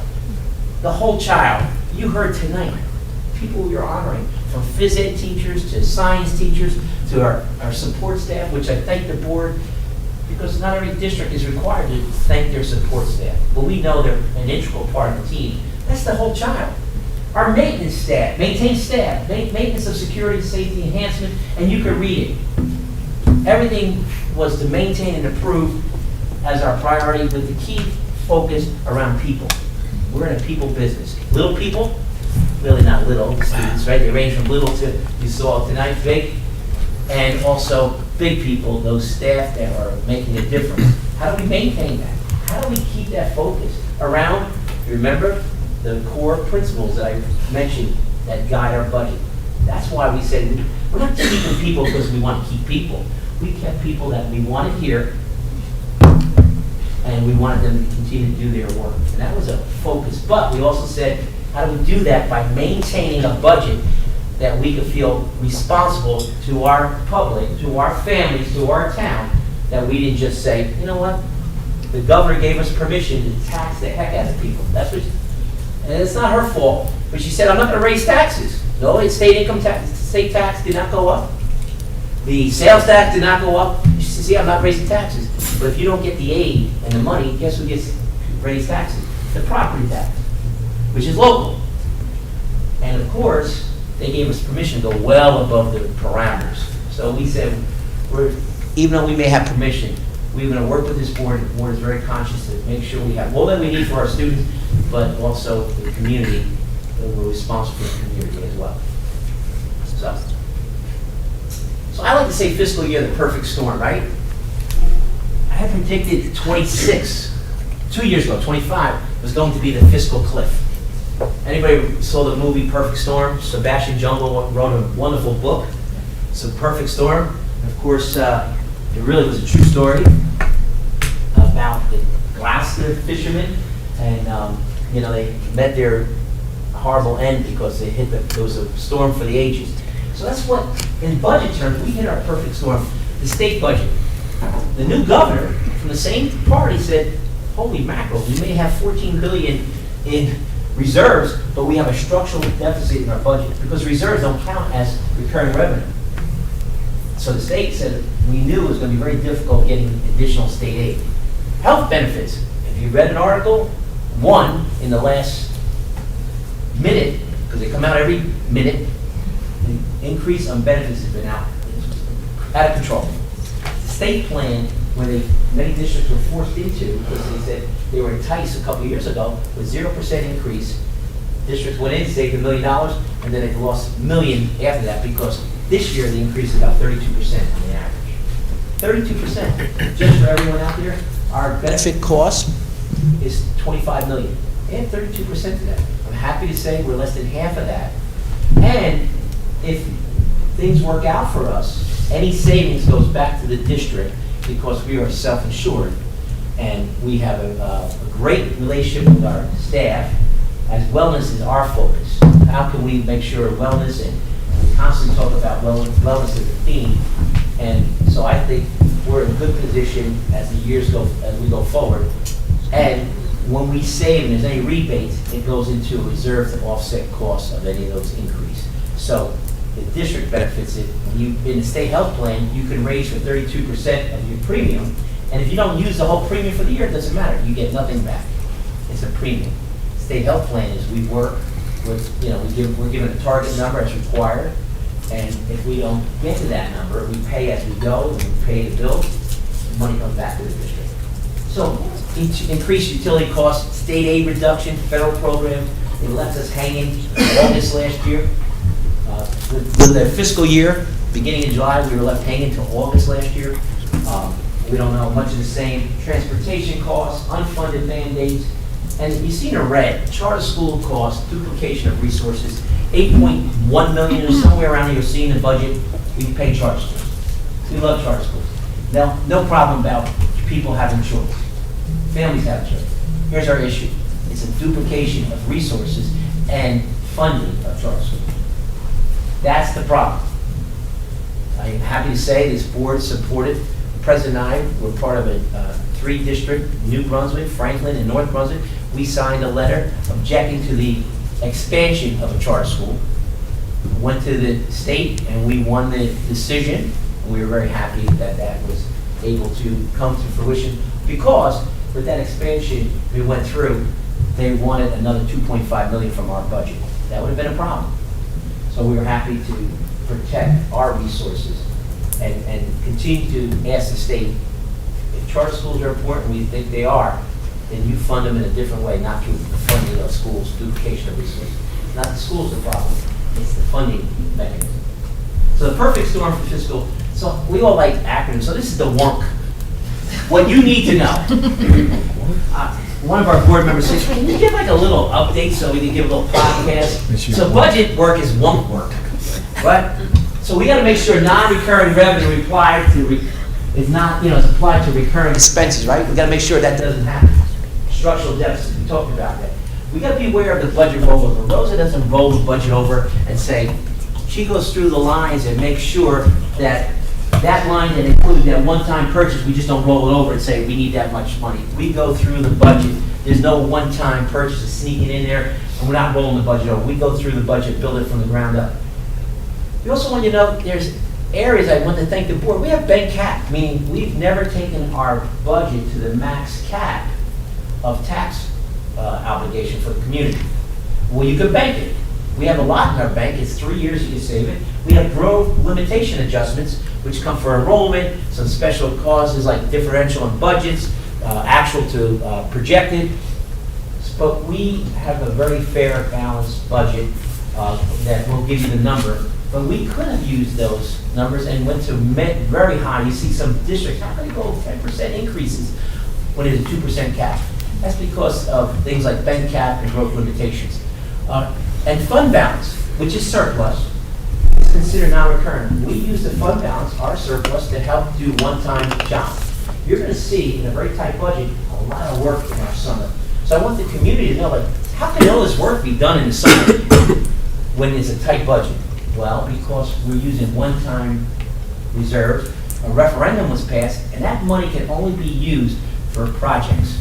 We can't take the fund balance and support it with teachers. But what will happen the next year if we don't have the fund balance? You're hiring and firing. So we also said we use attrition, breakage, as much, I think all of it. So when people retire, there's a salary that gets retired, and then a new person comes in, it's a breakage differential. We use that to help balance that budget. We thank the new folks for coming in with expertise and a lot less price tag. So that's full breakage. We use reserve accounts, our enterprise accounts. We took, was it about 15%? We took 15% of our utilities across each school, percentage of the utilities that we fund our cafeterias. Because in the enterprise, if you know, all of you you received an audit saying you had too much money in there. You had to spend it. So we spent it by balancing the budget to supply the power and the utilities to our cafeteria to help our children. That's all part of the overhead. It's really taking federal funds because the enterprise for the cafeteria is really supported with federal funds, so it's very prohibitive and restrictive, but we can use it to pay for the utilities when we serve federal foods and so on. So we do that, take advantage of it. Class size. We know that we have low class sizes. They're going up. I have to let everyone know they're going up a little bit, but we're committed to, as things settle down with budgets and we get our funding, that's always a focus about, and we'll certainly see the return on investment of those class sizes as we monitor our academic performance. We looked at lease purchases. I know we had an AP stats teacher here before. There's a thing called extrapolation and statistical, where you take something that's positive and a trend when one variable impacts another variable, but it ends at one point. Meaning, if you say for every child that does 2 hours of homework, they get 2 points added to their final grade. So why not do 4? Okay, they get 4 points on an average. Well, then why not make it 12 hours? Well, the point of diminishing return, you study too many hours, you get tired, you fall asleep, you're not focused, and it's not, doesn't continue in that extrapolation. It's called, in business, it's called a point of diminishing return. You reach that point. So we want to buy and provide things now. We're looking at, do we buy it or do we lease it? Can we get it now and extend the life of it over 5-6 years and pay for it over 5-6 years?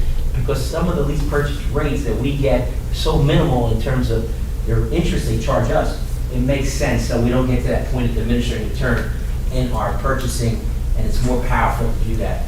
And of course, triage, which is how do we set that schedule of these one-time purchases? As our budget is being executed, maybe there's sometimes you have to step up and make those adjustments.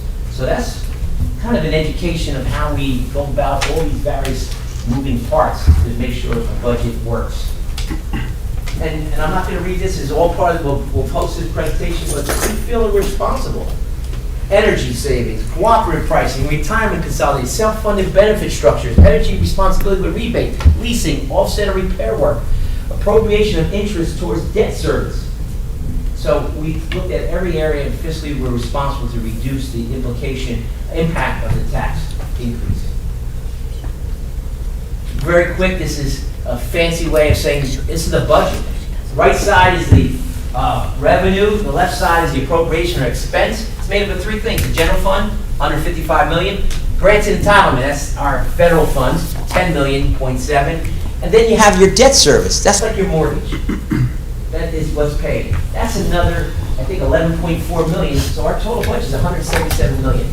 But the general fund is the year-to-year operational fund that we work and pay our teachers and pay and do work through, our capital side, and we pay our bus drivers and we pay for our health care and so on. Is that general fund? The other two funds are really about the federal and state gives us the extra, and what do you mean? What's the federal give us? That's IDA money, Individual Disability Education Act, and title money. Free and reduced money based on our numbers. And debt service fund, that's our building, our interest, what we owe. So that's how our budget. So just to give you that, it's $177 million, but the key number was the general fund, right? The $155 million that we have to operate every day, day in, day out, our schools, our staff. And so I want people to see this. We'll have this posted. 71% of it. Many schools average about 84% salary revenue, or 71. Charter schools, big piece, 8.1. Transportation, 8 million. Facilities, 8 million. Pupil services, that's the ancillary services, 6.2 million. Tuitions, out of district tuitions. Instructional supplies, 4.1 million. Administration finance, I'm happy to say 1.4. That counts technology. New Jersey counts technology phone bills against administrative costs per pupil. We're very low, which is happy to say it's only 1.4% of our budget. Capital and equipment, 2.6. And all the others, there's some other miscellaneous, $155 million. Just for those who want to look at numbers, how we spend the money. And the final budget, again, that 155 is the general fund. That's 87% of our budget, 87.5. The debt service, which we're paying off for the buildings and the loans, is 6%, 6.5%. Then preschool, believe it or not, we have this wonderful full-day preschool. It's fully funded. We applied 2018, maybe, what did, and we were one of the early district adopters, and we're now up to $7.8 million. In fact, Edison just turned down the money because they're only getting 40% reimbursement. They said, if you don't give us 100, we're going to run it on our own because we can't make it universal. So we're at 7.8 million. It's 100% funding, which is a great, and grants and entitlement, which is our title monies and so on, IDA, is at 1.6 total. You'll see the 177 million. Just so you know, and I'm not going to read this in, our overall staffing levels were maintained. We had fiscal responsibility. How do we maintain it? Fiscal responsibility through attrition, and we will see expansion in our preschool program because, again, it's grant funded and the numbers justify that, and we'll be able to improve that. So, use of reserves. This board has been very astute. 1.2 million has to go towards electrical panels upgrading. We have to change our electrical panels in high school. It could be a disaster if we didn't. Well, we don't have to take that from our regular budget. We're not cutting staff to do our panels. It's a one-time purchase from our capital review, capital reserve program. Same thing with our maintenance. How do we do more than 2 million square feet of buildings. Well, how are we gonna do new floors? We gotta facilities upgrade, maintain our turf, maintain our fields, playgrounds, HVAC, resurfacing. It's $1 million. Well, we do it through our reserve accounts. And it's one-time hits, so they're not recurring, so we can continue to do that kind of work. That's what the budget includes. So this is probably most people want to get to the point, Sikowski. Well, our tax levy increase, right? Tax levy 1.8, right? That's what we could raise. That's all we could raise at 2%. We are going up 3%. How did we go over only 1%? Well, because we were able to take money from our health care, helped out with our waiver. We also were able to offset that health care increase from that waiver because when we bonded money, we received interest. And Rosa put that money against our debt service interest that lowered our total tax levy appropriation for the taxpayer. So overall, $16.67 per month. Now remember, North Brunswick evaluates, assessed at 52%, I believe. They're not 100%, so the average assessed home is $160,000. People are going to say, like, wow, your house is assessed at 52% of its actual value. If you want the actual rate to compare us to the county, there's an equalized formula where they put everybody at 100%, but North Brunswick is 52%, and we don't make those numbers up. That $160,000 is given to us from the tax office. Why it seems so low? Because it's only assessed at 52%, which gives you a higher rate. So when they want to compare all districts across the county, everybody gets moved up to what would be your rate if you assessed at 100%. So they have a calculation. So we see where we are, and we're in a good position. Our overall budget increase, the total budget increase is 2%. The overall tax levy is at 3%. So without people being laid off, without 6 and 7, 8% of folks increase on the budget, and many, many jobs being eliminated. So we're very proud of how well we were able to serve that scale, our children, our staff, our obligation to our families for the educational part, but also our responsibility to the taxpayer. Questions time? Madam President, I'll stop there. I know much to everybody's chagrin here at 9 o'clock at night. I could go on if you want, but I think we'll stop here for questions and open the floor up. Thank you, Dr. Zakowski. Does anyone from the board have any questions or comments? No question, but a comment. Dr. Zakowski and team, Ms. Hawk, and your team, thank you all for all the hard work that you put in to develop this budget. I think that it is very meritorious that it does not differ or change from the preliminary because you actually take that dedicated and invested time. So much appreciated. And again, we all know that our budget actually reflects the district's priorities and mission, and clearly we are invested in the right goals. So thank you. Thanks. I also want to thank Rose and her people, and also Amy and the cabinet, Kane's here as well. Dr. Johnson, sorry you've been here. It was an arduous path. It's not easy.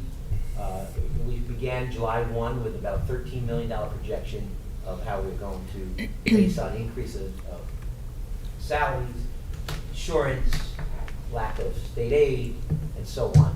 And we were able to get to the point where we're very proud of what we can present as our responsibility to the taxpayers and our obligation to families, students, and staff.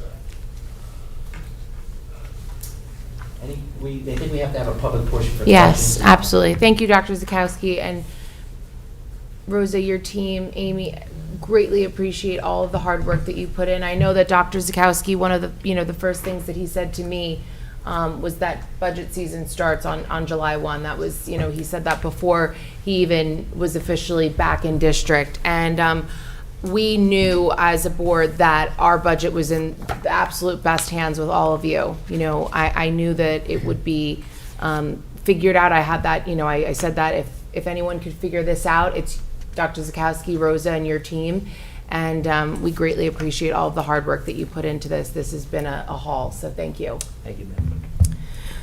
At this time, we'll have a public hearing on the final 2026-2027 budget. If anyone from the public would like to make a comment on the budget, now is the time. We ask that you just come up to the podium, state your name, and you'll be given 3 minutes. Okay, seeing none, can we please have a motion to close the public portion of the meeting? So moved. Second. All in favor? Aye. Anyone opposed? The public hearing is closed. Thank you. Vice President James, would you like to take item number 7, the approval of our budget? Sure. I move to authorize the adoption of the fiscal year 2026-2027 school district budget as submitted to and approved by the New Jersey Department of Education. The resolution is there and listed on our agenda, page 5. Page 6. And page 6. Yeah. If I could have a second, please. Second. All right, I'm going to take roll call. Mr. Carter? Yes. Ms. Cepeda? Yes. Ms. James? Yes. Mr. Liguori? Yes. Dr. Patel?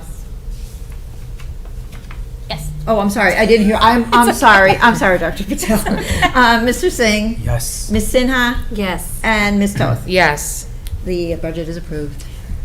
Great, thank you, Ms. Hawk. Okay, moving on to the regular portion of our meeting. Mr. Singh, would you please take item 8, meeting minutes? Sure, I'd like to make a motion to approve the following board minutes. Board retreat minutes, March 3rd, 2026.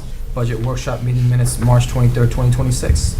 Regular meeting minutes, March 25th, 2026. Executive minutes, March 25th, 2026. Conference meeting, April 29th, 2026. Executive minutes, April 29th, 2026. Thank you. Can we have a second? Second. Ms. Cepeda? Thank you. All in favor? Aye. Is anyone opposed? All the minutes are accepted. Thank you. Assuming we have no communications this evening, I believe we could probably just jump to your administrative report, Dr. Zakowski. Thanks again, Madam President. It's hard to have any more to say with this beautiful evening honoring our students, our staff, but just some extra points. So you heard tonight that reason why the track coach, our wonderful track coach and team, were not here because they're out competing in the spring sports. So track is a year-round activity, and our winter team did so well, and of course now our spring team is doing well. I'll just give you some. They won. Our track team just won the GMCs for relays, and 7 athletes of that team are committing to the next level to participating as student athletes in college. 5 of those 7 are going on to Division I scholarships. So we're so proud, and as you know, the coach makes it his mission to be part of that whole program to help catapult these students, not just to be wonderful track stars or athletes, but also to be students. And it's part of the requirement of being on that team, like all the teams you heard tonight, and we're very proud of that. You heard some wonderful GPAs and great, college acceptances, and it's a big part of what we do. And the second part is we continue to win the student, our athletic comportment, our sportsmanship award that's given. Multiple teams have won it. So we compete hard, but at the end of the day, we have the right balance of competing and winning and losing and behaving in such a manner that we represent the families and school and the district. So I'm very proud of our athletes, our teams, our coaches. So not just the track team, all the teams. I'm also very proud of a young lady named Mia. And of course, we know Mia Montero, but there's another Mia. I thought it was like, you're like Elvis or, one name, Michael, right? There's another Mia. So I got to say now the last name, Mia Mercado. She's been chosen from Judd, right? So 26-27, American Heart Association National Youth Heart Ambassador for the American Heart Association. She was chosen out of 100 applicants. 2 students from the entire Eastern State region for a prestigious opportunity. She will be able to share her story and raise awareness related to cardiovascular disease and stroke nationally as an ambassador, and how her essay and her work. It's Judd. That's K4, pre-K4. So congratulations to Mia Mercado. I'm going to bring her at the next board meeting to honor her so the board can meet her. But Mia, you're wonderful. You have so many awards, but we got another Mia to take your place, and now I'm not so sad that you're leaving us. No, I'm just kidding. So, unbelievable recognition for this young lady. So we'll make sure we bring her before the board. I didn't think tonight keeping her out that late with all the awards would be appropriate, so we'll bring her out. But I had to tell you. Also, I just want to thank all our teachers again. This week is National Teacher Appreciation Week in our schools. Every day our teachers bring knowledge to life right? We inspire that curiosity and create spaces where students can feel students are supported, they feel challenged, valued. You know, that whole child, that core value of building a budget for the whole child. Their impact extends far beyond the classroom. You hear it time and time again, how they shape the confidence, the character, the future possibilities. I love when the elementary teachers are here and they see these wonderful awards to all of you from the high school level. They say, I remember that's when they were in second grade, or I had the student in fourth grade. So they made a difference. All our teachers make a difference. And just like the award winners, our athletes, people don't see behind the scenes all the training and the work, the year round. It's Teachers of the Year, we honor them for one day, you hear some great, but they do this on a daily basis. Well, we want to say thank you for doing this day in and day out. So our National Teacher Appreciation Week, and I thank all of our PTOs and supporting organizations, our MBTEA, doing a little extra each this week, although we know it's 40 weeks out of this school year that they're doing great work throughout the week, but it's nice to have a National Teacher Appreciation Week. And we'd like to also say the teachers are first one to say it's really a staff effort, so we say Staff Appreciation Week. I do want to say, please join us this Friday in Evasion, right? As board members know that, I'll send out a poll who's coming. It's Friday night. The children are working so hard. They blew off so many different things just to practice, but just kidding. But no, they work very hard, and they've been some wonderful, the Latin American Club did a wonderful program. Our BCA did a wonderful program, and it's great to see these cultural celebrations really bringing I really say bringing the town and their culture to life. The last Friday at the Latin American, I was there for an hour. I had to leave because I had another appointment, but I couldn't get a standing. There was so many families around the commons in the high school. It was really nice to see. It was so many families enjoying the presentations and the work of our students. And I expect this Friday, doors open at 6:30, 7 o'clock with our, I call it Innovation, but it's South Asian Cultural Alliance. Yeah, the South Asian Cultural Alliance. So. Association. Sorry. I saw lines written. So thank you. I know. Please report back to the students how proud we are. So much work.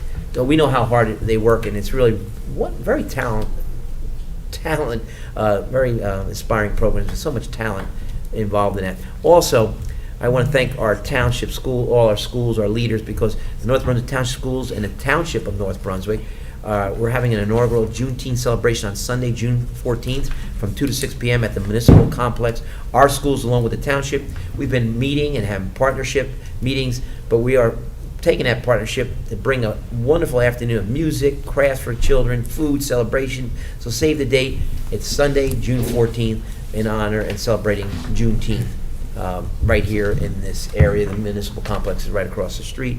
I just want to thank, now I want to go back to Mia. There's so many awards that you've been winning. I know we're going to see at the academic awards and scholarship, but your name came up. You were at DECA, and you couldn't go to an award ceremony because you were representing us nationally at DECA. And I have to say, Grayson, to be picked by our principal for the Middlesex County Principals Association, I heard it was a wonderful award, and the fact that you sit here as representing the board, we're very, very proud of that. We told you that before, and you've really finished strong in a great senior year. So I want to thank you for continuing the great work that you do and being such a big part of the successful high school year that we've had this year. I don't want to jinx it, but it's been going pretty well. I'll take full credit until something happens, then I'll give it back to you. And I do want to say to all the millions of viewers and people out there, because this Sunday is Mother's Day, and please thank many of our staff are mothers themselves, and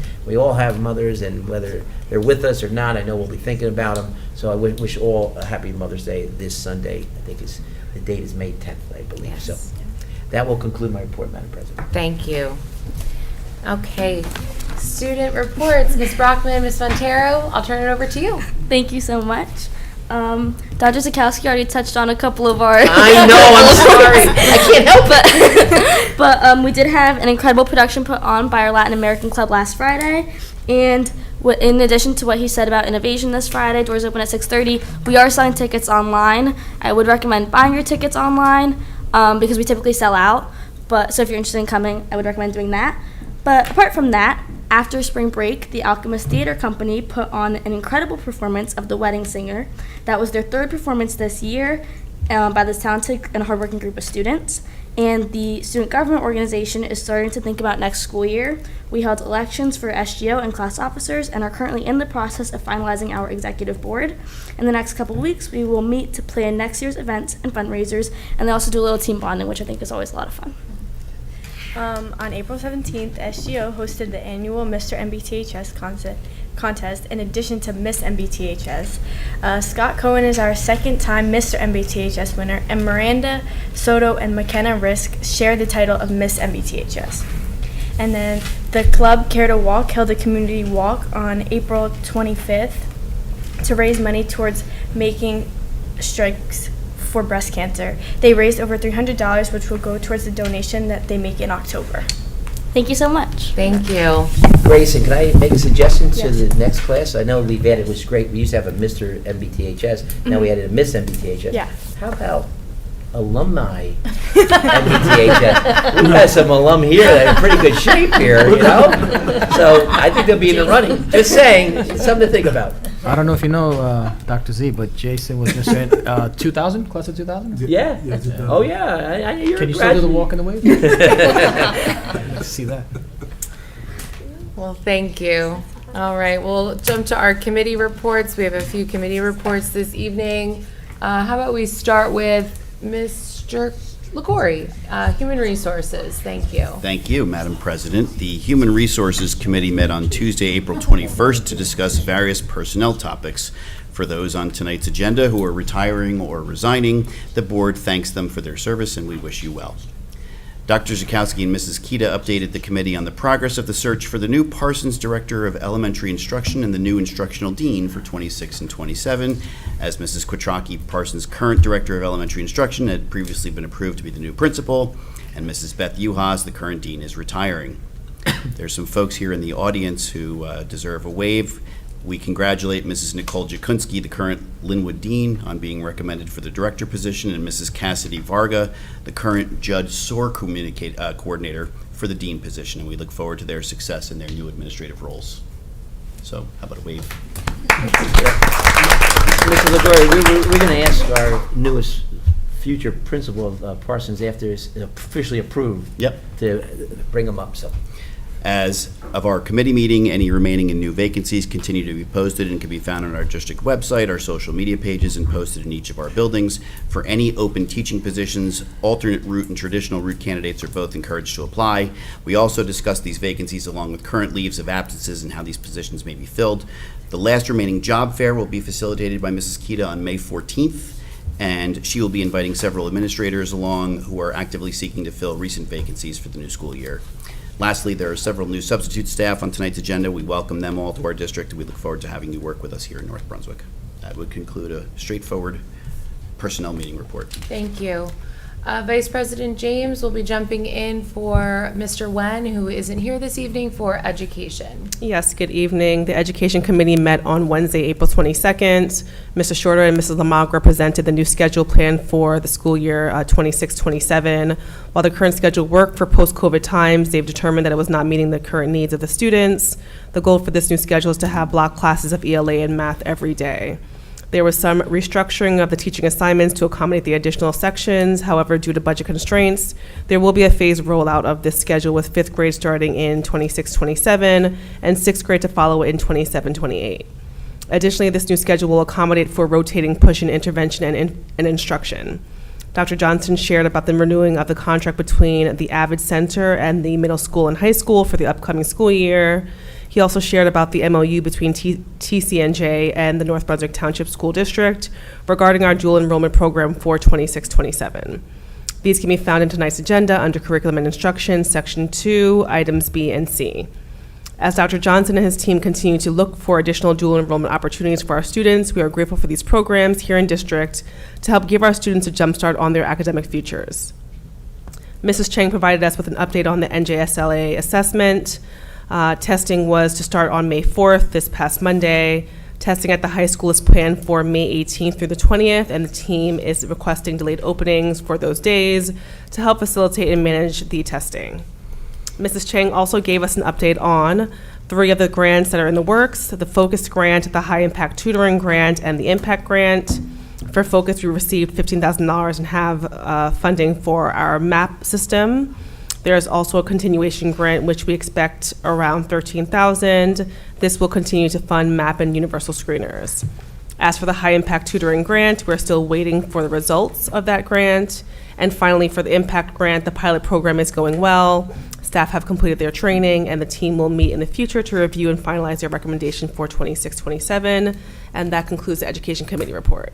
Thank you. Business Operations, Mr. Carter? Yes, Madam President. The Business Operations Committee met on Wednesday, April 22nd. We received status updates related to the FY 26-27 budget, progress on referendum upgrades, the transformer at the high school, food service, and the Dextron replacement. On the agenda this evening, you'll find the following items: finance items 3B, C, and D related to referendum updates for HVAC, windows, and bathrooms. Finance item 4B related to the food service management contract, and finance item 4F related to the purchase of equipment, which includes items related to transportation, technology, and computers. That concludes our report. Thank you. Negotiations, Dr. Patel? None at this time. Okay. All right. I think that wraps up our committee reports for the evening. Mr. Liguori, would you take item 11? Madam President, I'll make a motion to approve the administrative, student, and committee reports. Second. All in favor? Aye. Is anyone opposed? All the reports are accepted. Thank you. At this time, I'll open it up to the board for any questions regarding our agenda this evening. We had our conference meeting last Wednesday. We reviewed our agenda. We have received a copy prior to this evening. All updates in between now and then are bolded. So I'll open it up for any questions from the board. Okay. Seeing none and hearing none, at this time we'll have a public session on agenda items only. If anyone from the public would like to address the board, this is now the time to speak on agenda items only. We just ask that you come up to the podium, state your name, and you'll be given 3 minutes. Okay, seeing and hearing none, can we please have a motion to close the public portion of the meeting? So moved. Second. All in favor? Aye. Is anyone opposed? We are, this session is closed. Thank you. Mr. Carter, would you take item 15? Yes, Madam President. I'd like to make a motion to approve the following consent agenda items: personnel 1 and 2, curriculum 1 and 2, miscellaneous, finance items 1 through 3, and transportation 1 and 2. Second. I will do roll call on this one, please. Mr. Carter? Yes. Ms. Cepeda? Yes. Ms. James? Yes. Mr. Liguori? Yes. Dr. Patel? Yes. Mr. Singh? Yes. Ms. Sinha? Yes. Ms. Toth? Yes. All the motions or resolutions are approved and accepted. Wonderful. Congratulations to you both. Yes, absolutely. Please come on up. Wasn't quite prepared to speak. I don't know if I really need the microphone, but thank you, Madam President. We have millions of viewers. You need the microphone. Sorry, yes, thank you. Thank you, all of you. My husband's checking if I'm coming home anytime. For this opportunity. I am extremely excited. We had so many wonderful candidates for both of these positions, and I could not be more excited to begin with this team here with Ms. Chukansky, who's coming with us with many years of experience in special education as a teacher, as a special education coach, and most recently as instructional dean at Linwood. So she comes with a lot of experience, and I'm very excited for her to take over my current role as the Director of Elementary Instruction, and for Ms. Cassidy Varga, who has been working as a special education teacher first at Livingston Park, and most recently as the SOAR coordinator K-4 over at Judd School. So she is going to be a great asset. They are both passionate, dedicated, and I'm very excited to have them as part of the team. So thank you for approving them. Absolutely. We welcome you to come up if you'd like at this time. You only have 18 minutes each. Hi, good evening. Thank you so much. I'm so excited to be continuing my journey here in North Brunswick. As some of you may know, I have been here for 28 years. So I'm really excited. I feel like I'm a career lifer here in North Brunswick. And I'm most excited to be going back to the roots of elementary school. I started at Judd, worked at Linwood for many, many years, and I'm really excited to be working with Tracy and Cassidy and to be continuing to work with this great community, great town. So thank you so much for this opportunity. I really appreciate it. Thank you. Dr. Z, Ms. Kita, the board, thank you so much for this opportunity. I'm very excited and honored to become an instructional dean. I started at Livingston Park as a teacher, and I'm very grateful that I can continue to serve the community of North Brunswick as now administrator. So thank you. Thank you. Congratulations. Thank you for being here tonight, and thank you for hanging around for our longer evening, so thank you. All right, we will jump to page 25 on our agenda, and we'll go to item 16. At this time, we'll have a public session on any matter. If anyone from the public would like to come up and address the board, we just ask that you state your name and you'll be given 3 minutes. All right, seeing and hearing none, can we please have a motion to close the public portion So of the moved. meeting? Second. All in favor? Aye. Is anyone opposed? This session is closed. Thank you. At this time, we'll motion to go into closed session, whereas Section 8 of the Open Public Meetings Act, Chapter 231, PL 1975 permits the exclusion of the public from a meeting in certain circumstances, and whereas this public body is of the opinion that such circumstances presented exist, now therefore be it resolved by the North Brunswick Township Board of Education that the public shall be excluded from discussion of and action upon the hereinafter specified subject matters. The general nature of the subject matter to be discussed is as follows. Number 1, personnel matters. Number 2, financial matters / legal matters. And number 3, attorney-client privilege.